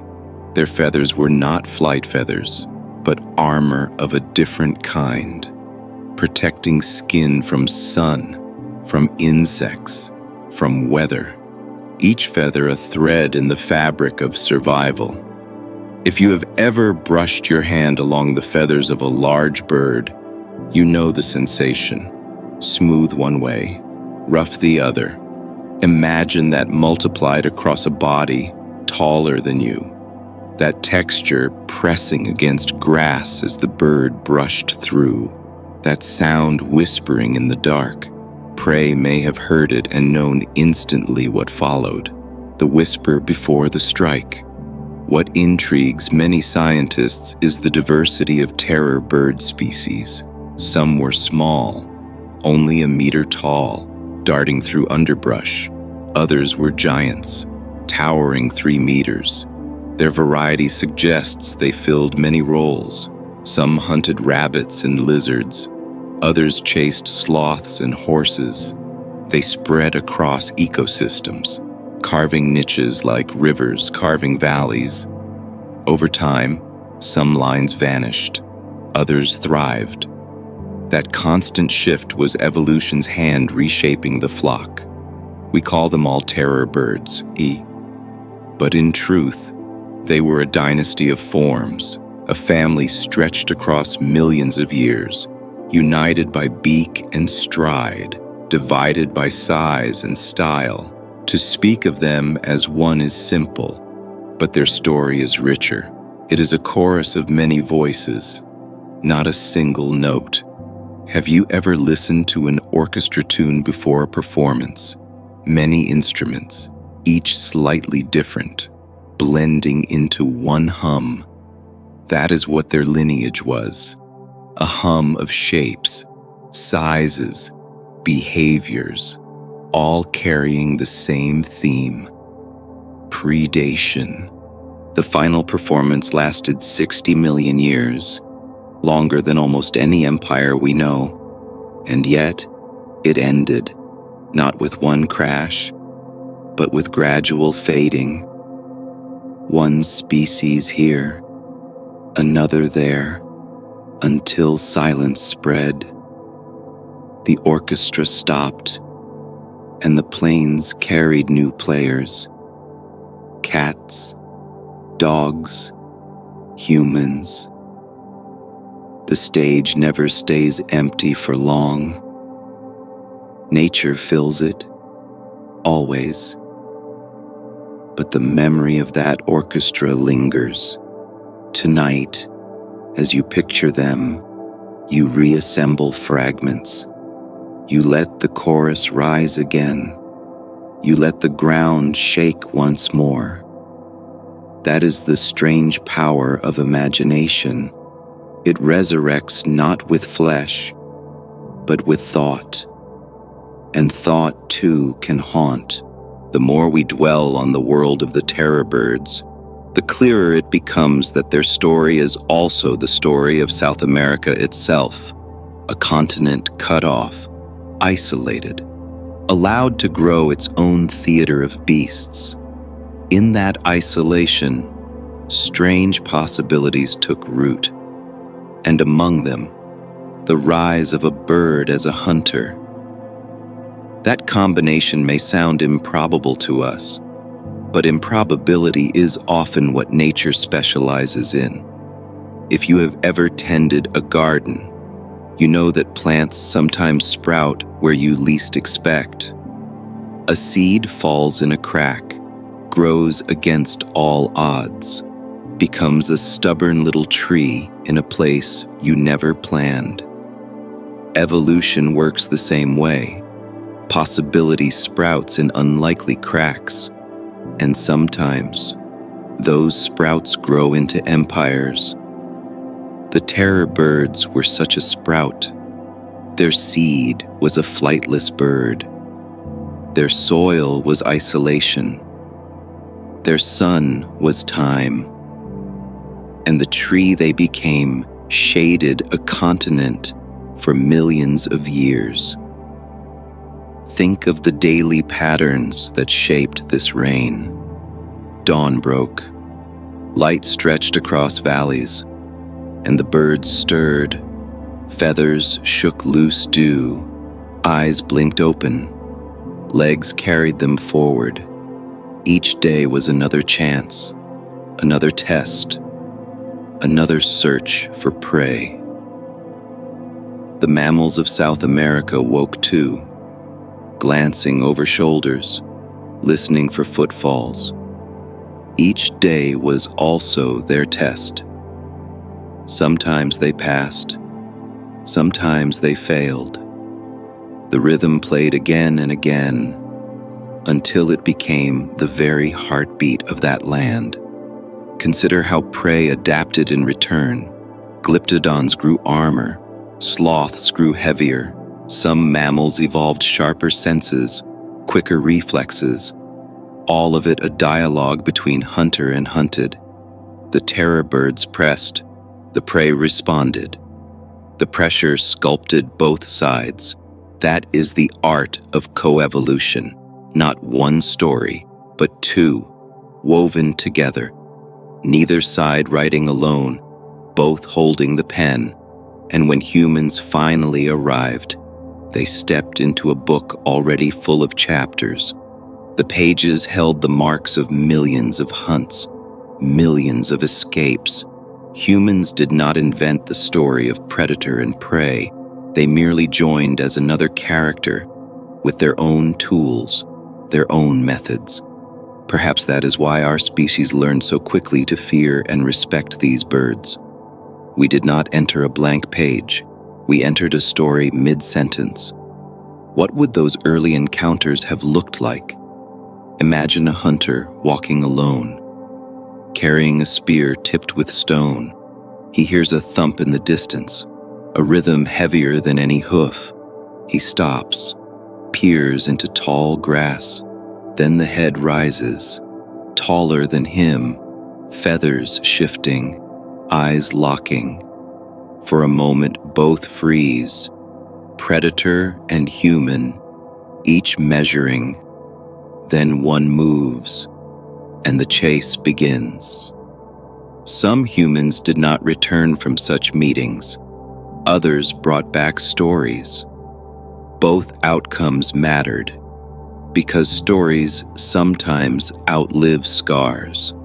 Do you notice how even now, thousands of years later, we still carry unease at large birds? An ostrich running near us feels dangerous. A swan hissing feels unsettling. That response may not just be about the present. It may be about the past. The weight of memory written in bone and blood, carried down into our instincts. Instinct does not vanish quickly, and sometimes what we call irrational fear is simply ancient memory resurfacing. Let us return to their physicality for a moment. Their wings were small, too small to fly, but strong enough to balance. Their tails short but stiff, stabilizing their sprints. Their chests broad with muscle, anchoring the power of the neck. The entire body was a machine tuned to a single purpose: Have you ever looked at a hammer and noticed how every part serves the head? The handle only exists to deliver force. The terror bird was the living version of that design. Every bone and muscle existed to deliver the beak. Their skulls deserve another glance. Inside those bones lay not only strength, but design for stress distribution. The shape spread impact, reduced fracture, allowed repeated blows. Modern engineers could study such a structure and admire it. It is as if nature built a living axe head, one that could be swung thousands of times without shattering. That is the brilliance of slow selection. It refines details that no sudden design could match. And yet, for all that brilliance, extinction still arrived. That is perhaps the hardest truth to absorb. You can be perfected by time and still lose when the stage shifts. The terror birds remind us of this.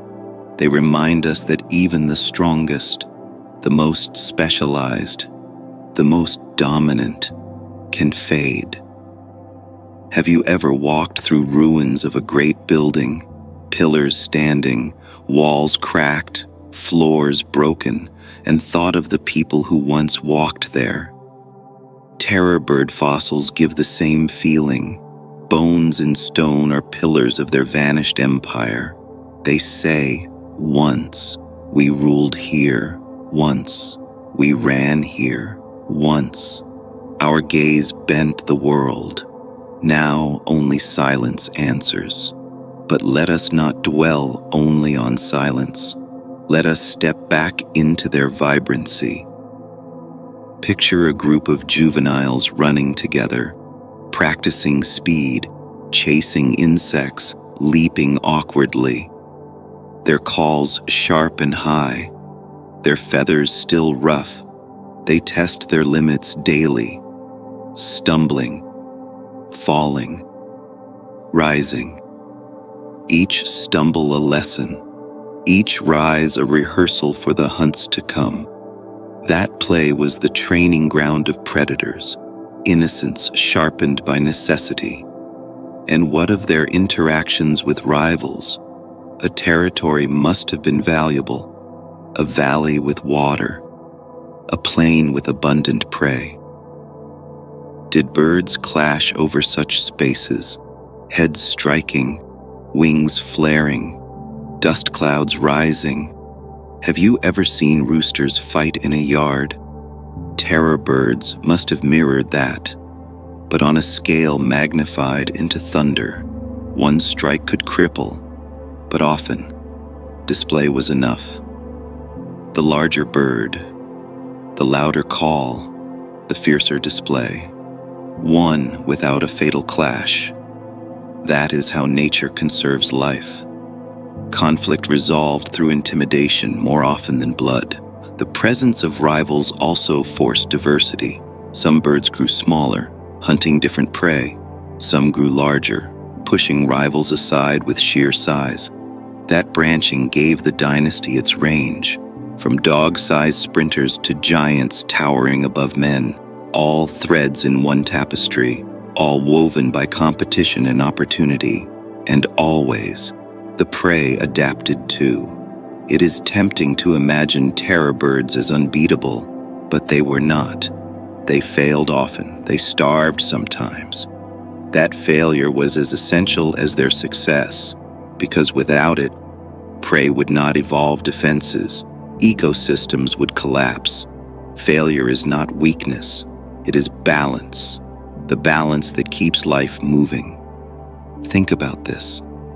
If terror birds had succeeded every time, prey would have vanished, and with no prey, the birds themselves would have vanished too. The system only works because of imperfection, because of misses, escapes, stalemates. Life thrives not when one side dominates completely, but when both sides dance just enough to continue.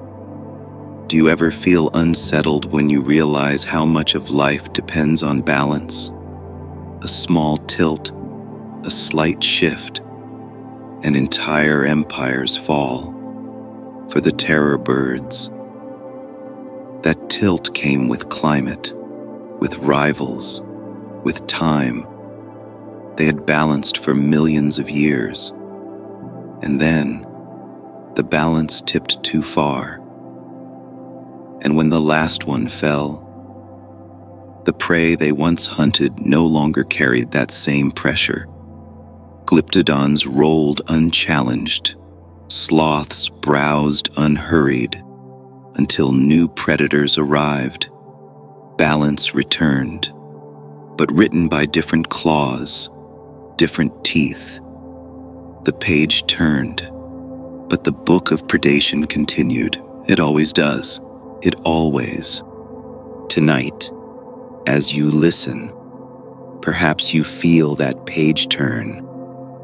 You see the shadow of the bird fading, replaced by the shadow of cats, dogs, humans.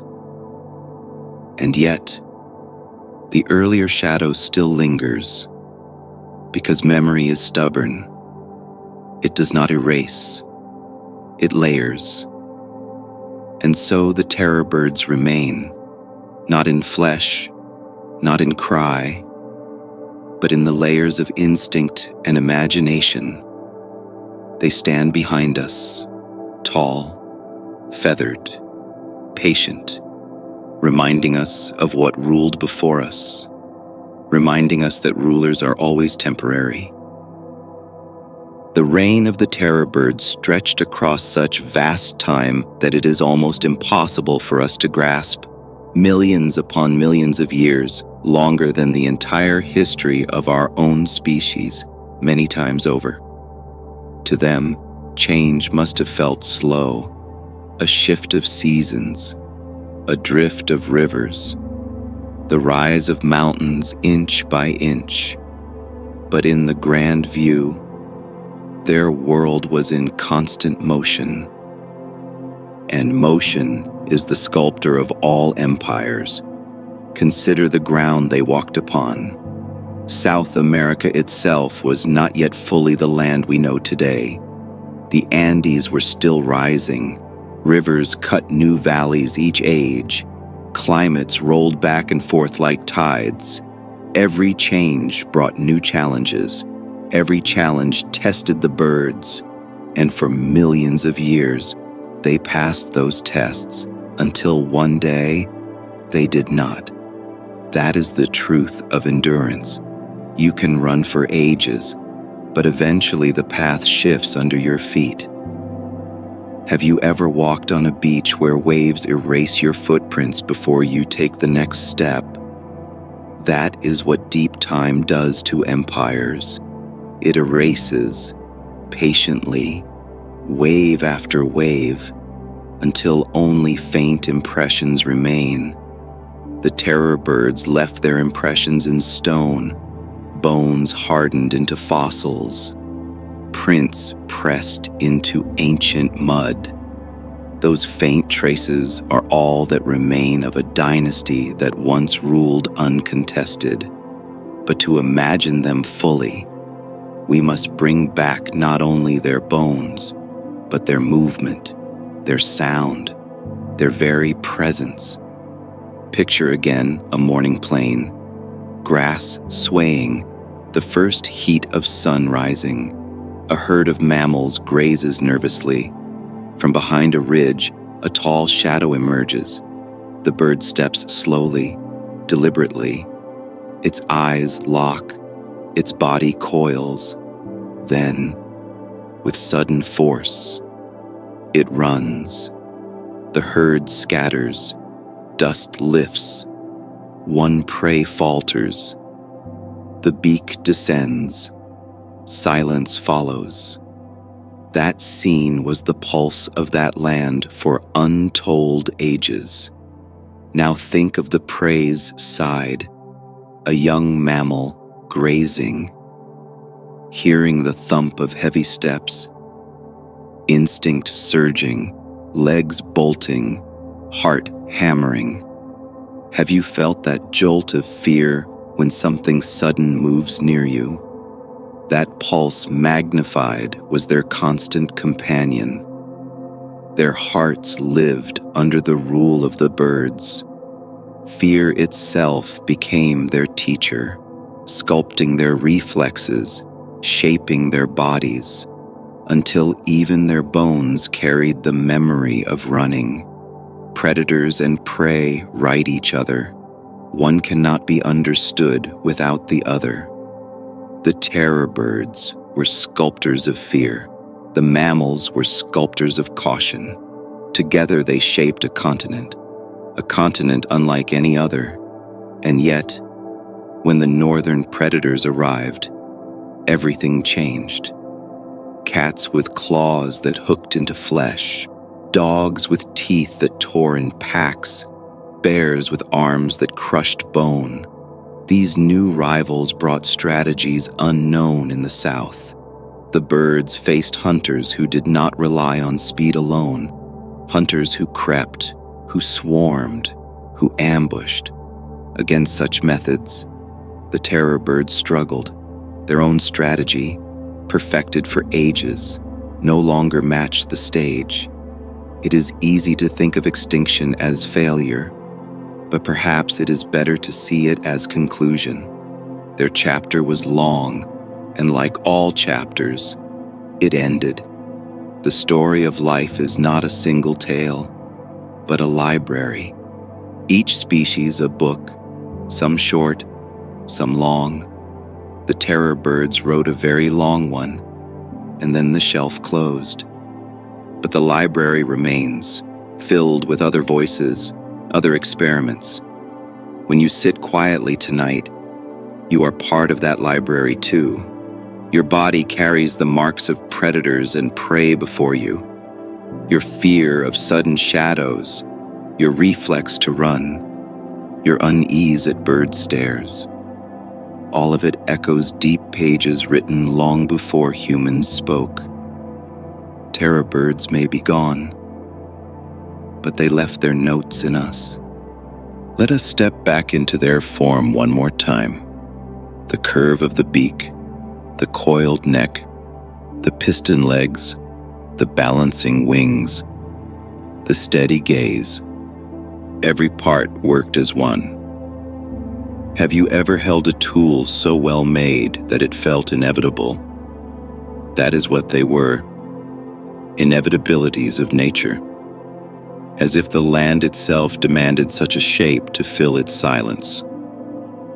They were not accidents. They were solutions. Solutions to hunger, to survival, to balance. And yet, no solution lasts forever. For every tool, there comes a task it cannot solve. For every predator, there comes a prey or rival it cannot master. That inevitability, too, is part of the design. It prevents eternity. It ensures renewal. Think about their eggs again. Enormous, fragile, filled with potential. A single crack, and life emerged. Each hatchling a bundle of demands: food, warmth, safety. Parents must have guarded fiercely, because one lost egg meant one less future hunter. Perhaps nests were hidden in brush, perhaps on open ground with constant vigilance. Either way, every egg was a gamble. And yet, for millions of years, the gamble paid, enough times to keep the dynasty alive. If you have ever held a bird's egg in your hand, you know the paradox: fragile, yet holding life. The terror bird's eggs were the same, only larger. The weight must have been humbling. Every shell a fragile fortress, every yolk a future shadow on the plains. What fascinates me is how these creatures now live mostly in imagination. Their bones tell us only so much. The rest we must supply with thought, and thought itself reshapes them. To one person, they are monsters. To another, they are marvels. To another still, they are symbols of time's patience. Each view is true in its way, because fossils do not speak. They wait for us to speak through them. And so tonight, by speaking, we let them rise again, not in flesh, not in feathers, but in story. That is a form of resurrection, one only humans can give. But let us not soften them too much. They were not gentle, they were not safe. They were predators. They lived by ending lives. They enforced silence with beaks. They filled bellies with blood. That truth must remain clear, because only then can we respect what they truly were. Neither demons nor saints, but animals sharpened by necessity. Have you ever wondered what it would feel like to meet one, to stand on a plane, to see that shadow tilt toward you? Would you stand firm, or would your legs betray you? Humans today are not used to being prey, but in that world, we would have been. The terror birds remind us that our safety is recent, fragile, temporary. Now picture the final days of their reign, climate cooling, rivals pressing, prey shifting north. A lone terror bird stands on a ridge, watching a plain that feels emptier. It runs still, it hunts still, but the rhythm falters. Hunts fail more often. Nests succeed less often. Numbers fall. One day, the last hatchling cracks free, grows, runs, hunts, and dies with no mate to follow. That line ends, and with it, the dynasty ends. It is haunting to think the very last one walked alone. Silence where once there had been calls. Absence where once there had been presence. The land itself forgetting slowly, until only stone remembered. That forgetting is the fate of all rulers, and perhaps one day, ours too. Yet forgetting is never total, because here you are tonight, listening, picturing, remembering. Their shadow rises once more in your mind. The grass parts, the beak tilts, the gaze fixes. For a moment, the terror bird lives again. When you think about the span of the terror bird's reign, you must remember just how long millions of years truly are. Our human lives are short, a few decades at best. Nations rise and fall within centuries. Even empires rarely last 1,000 years, but the terror birds lasted tens of millions, long enough for mountains to rise, seas to shrink, rivers to carve new paths. They were not guests in the world. They were fixtures, as permanent to their age as the stars above seemed to us. And yet, permanence is an illusion. The birds remind us of that. For all their dominance, their time still ended. You can almost imagine them watching the land change around them. Forests thinning, grasslands widening, new creatures arriving across a narrow land bridge from the north. Creatures they had never faced before. Cats crouching low, dogs running in packs, bears looming heavy. The terror birds must have felt the pressure building, even if they could not name it. Do you ever notice how we too feel pressure from change? How we sense the world shifting around us, even if we cannot explain it fully? That sensation may not be so different from what they felt. The unease of a stage no longer ours, But let us return again to their daily presence. Imagine one bird standing still at dawn, the horizon painted in pale gold. Its feathers catch the light. Its breath rises in faint plumes. Its gaze sweeps across the plain, searching, measuring. The stillness lasts long minutes. Then, movement. A herd in the distance. The bird begins to walk, each step heavy, deliberate. That quiet patience was as much a part of their reign as the sudden chase. For predators do not live in constant action. They live in long patience, punctuated by bursts. The mammals sensed that patience and shaped their lives around it. Herds grazed in open areas where many eyes could watch. Small creatures burrowed, darted, froze at every sound. To them, the birds were not just hunters, they were weather. They were part of the environment, as predictable and unpredictable as storms. This is the true mark of dominance.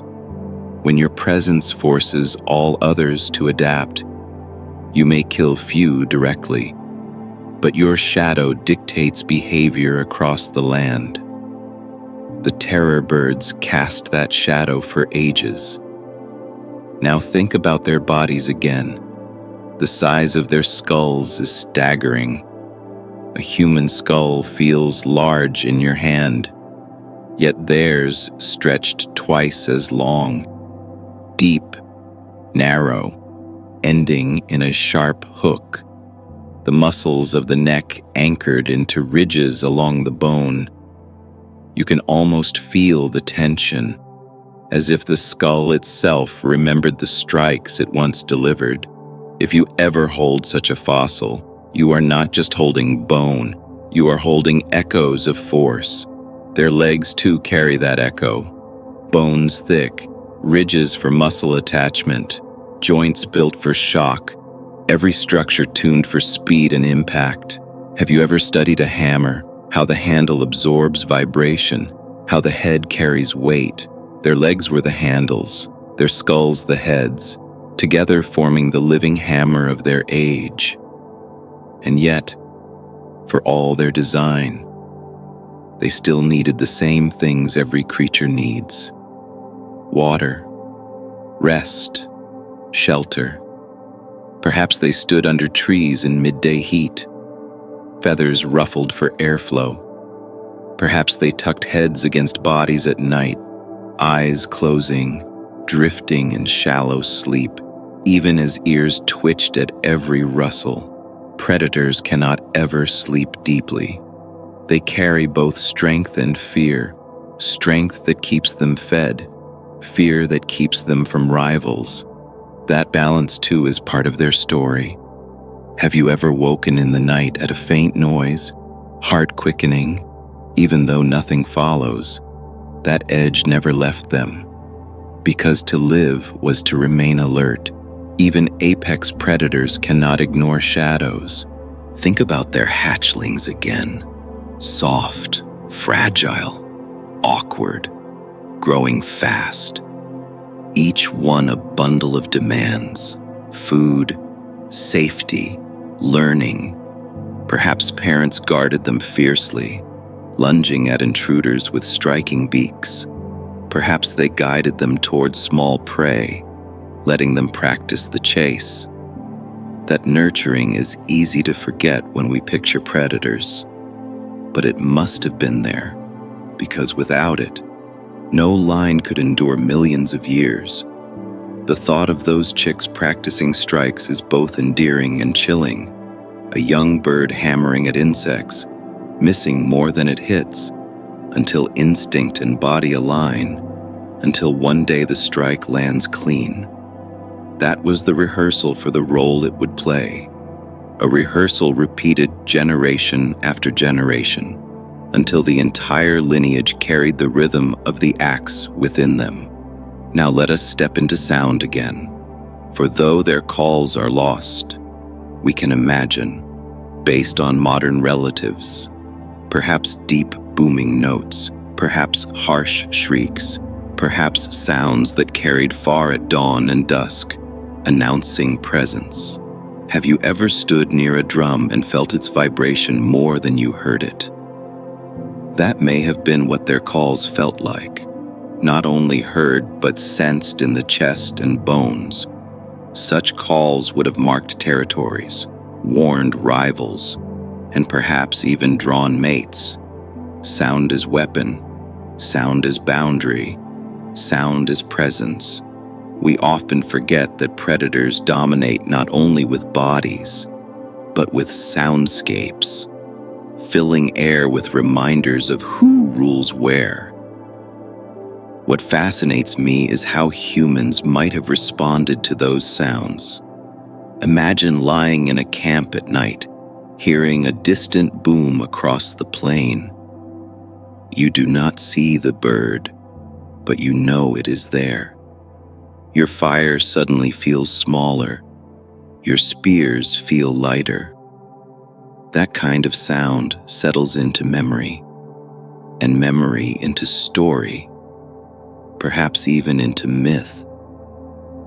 Have you ever noticed how so many ancient myths speak of giant birds? Some carry people away, some summon storms, some judge from the sky.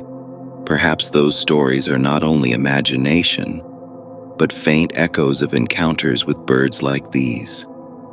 The terror birds may have died out millions of years before myths were written, but fear itself can be inherited, reshaped, told again in new forms, and then, slowly, they dwindled.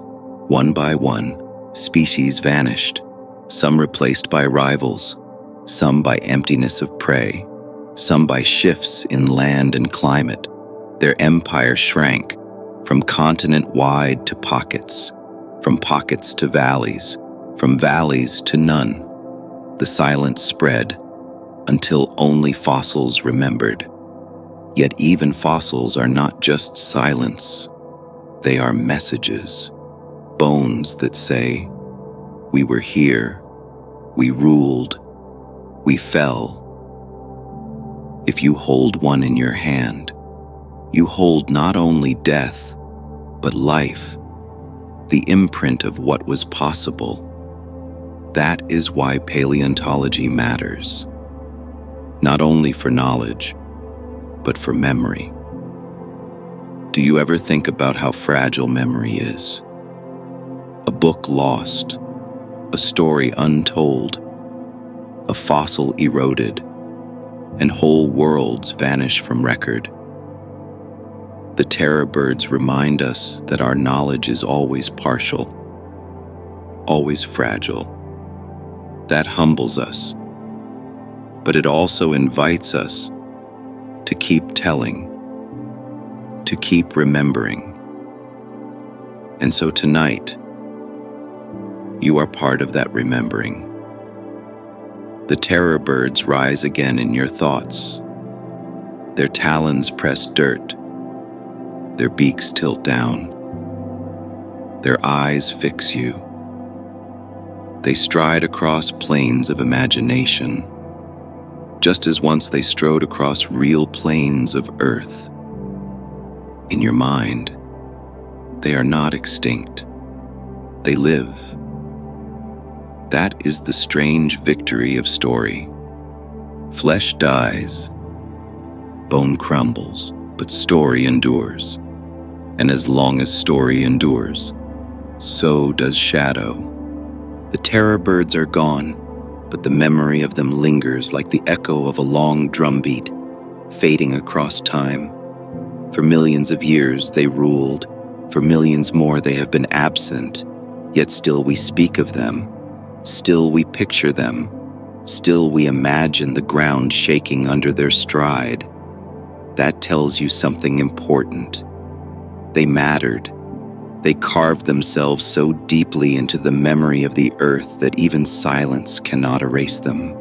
When you close your eyes and imagine them, you are stepping into a shadow older than humanity itself, a shadow cast by wings that never flew, by beaks that hammered instead of sang, by eyes that looked forward with predatory intent.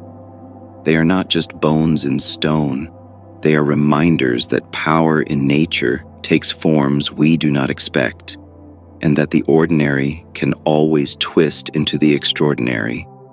Think again of feathers, so light, so delicate, carried by sparrows, carried by pigeons, floating through the air on a summer breeze. Those same feathers once cloaked rulers of continents. The material did not change, only the context. And that is perhaps the most unsettling truth of all. What seems harmless today can hold memories of terror. What seems fragile can once have been the instrument of fear. Do you ever glance at a goose hissing near a pond and laugh at its stubbornness? That hiss is faint compared to what once thundered across plains, but the behavior, the posture, the intent is the same. You are not laughing at comedy. You are laughing at the ghost of something that once towered above you. The terror birds also remind us of fragility and dominance. They ruled for so long that it must have felt endless. Yet even endless reigns collapse, not always with fire, but often with slow erosion. Climate shifts, rivals intrude, prey vanishes. Little by little the throne weakens, until the ruler stands alone. Do you ever think about how this pattern mirrors human empires? Towers rise, streets fill, banners wave, and then centuries later, only ruins remain. The terror birds were not so different. Their ruins are not of stone, but of bone, scattered across layers of earth. Imagine standing in one of those fossil beds today, the ground cracked, the air still. You kneel, brush dust away, and beneath lies the curve of a beak, a shape that once struck down prey with brutal precision.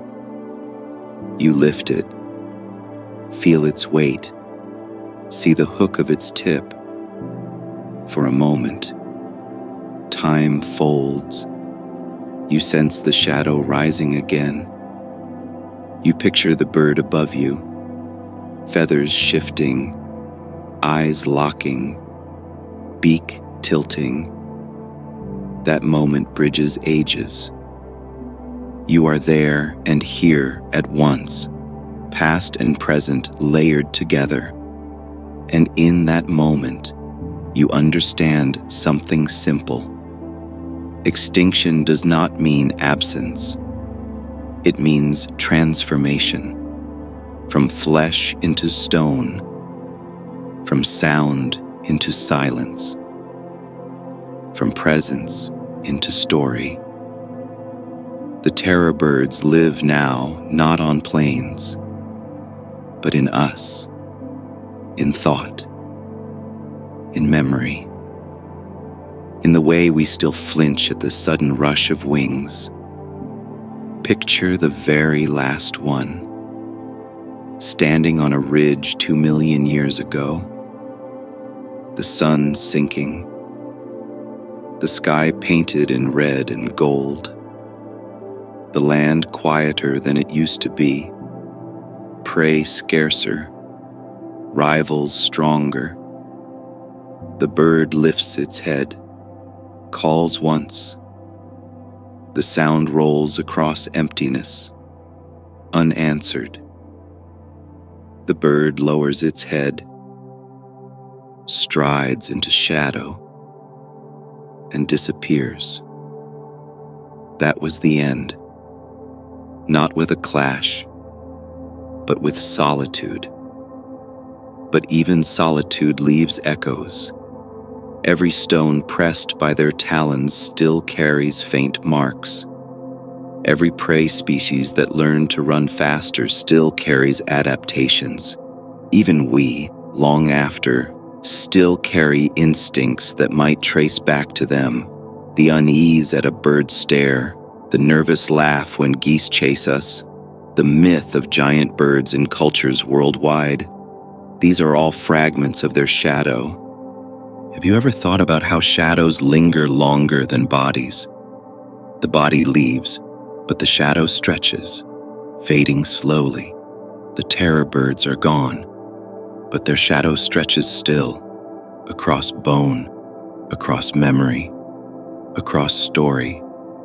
And so tonight, as you drift into rest, picture them one final time, a plain stretching wide, grasses swaying in wind, silence hanging heavy. Then, a shape rises, taller than any man, feathers dark, beak curved, eyes unblinking. It begins to walk, slow at first, then faster still. The ground trembles, the air thickens. Its gaze fixes on you, but instead of fear, you feel calm, because you know this is not danger now. This is memory. This is the past walking gently beside you, not chasing, not striking, but simply reminding you that power is temporary, that survival is fragile, that rulers always fall, but also reminding you that memory is stronger than silence, that even when voices vanish, stories keep speaking. The terror birds ruled with their beaks, but they endure with our words. And perhaps that is the lesson. Our world too will change. The animals we know, the empires we build, the cities we fill with light, they too will pass. They too will become stories. One day, perhaps, someone will kneel above our bones, brush away dust, and wonder about us the way we wonder about the terror birds. What were they? What did they fear? What did they love? What stories did they tell themselves as the world shifted around them? That is why their memory matters. Because in their story we glimpse our own. The illusion of permanence, the fragility of dominance, the certainty of change. The terror birds are gone, but their fate is a mirror. And if we look long enough, we see ourselves reflected. So breathe slowly now. Let the sound of their heavy stride fade into distance. Let the rhythm of their calls dissolve into silence. Let the weight of their shadow soften into dream. They are gone, but not forgotten. Absent, but not erased.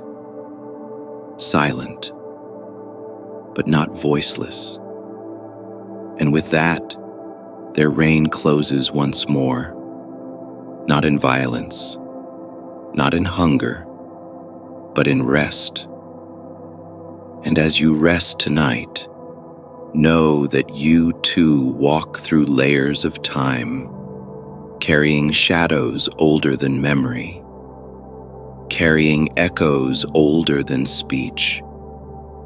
The terror birds stride with you into dream. And in dream, they live again. They live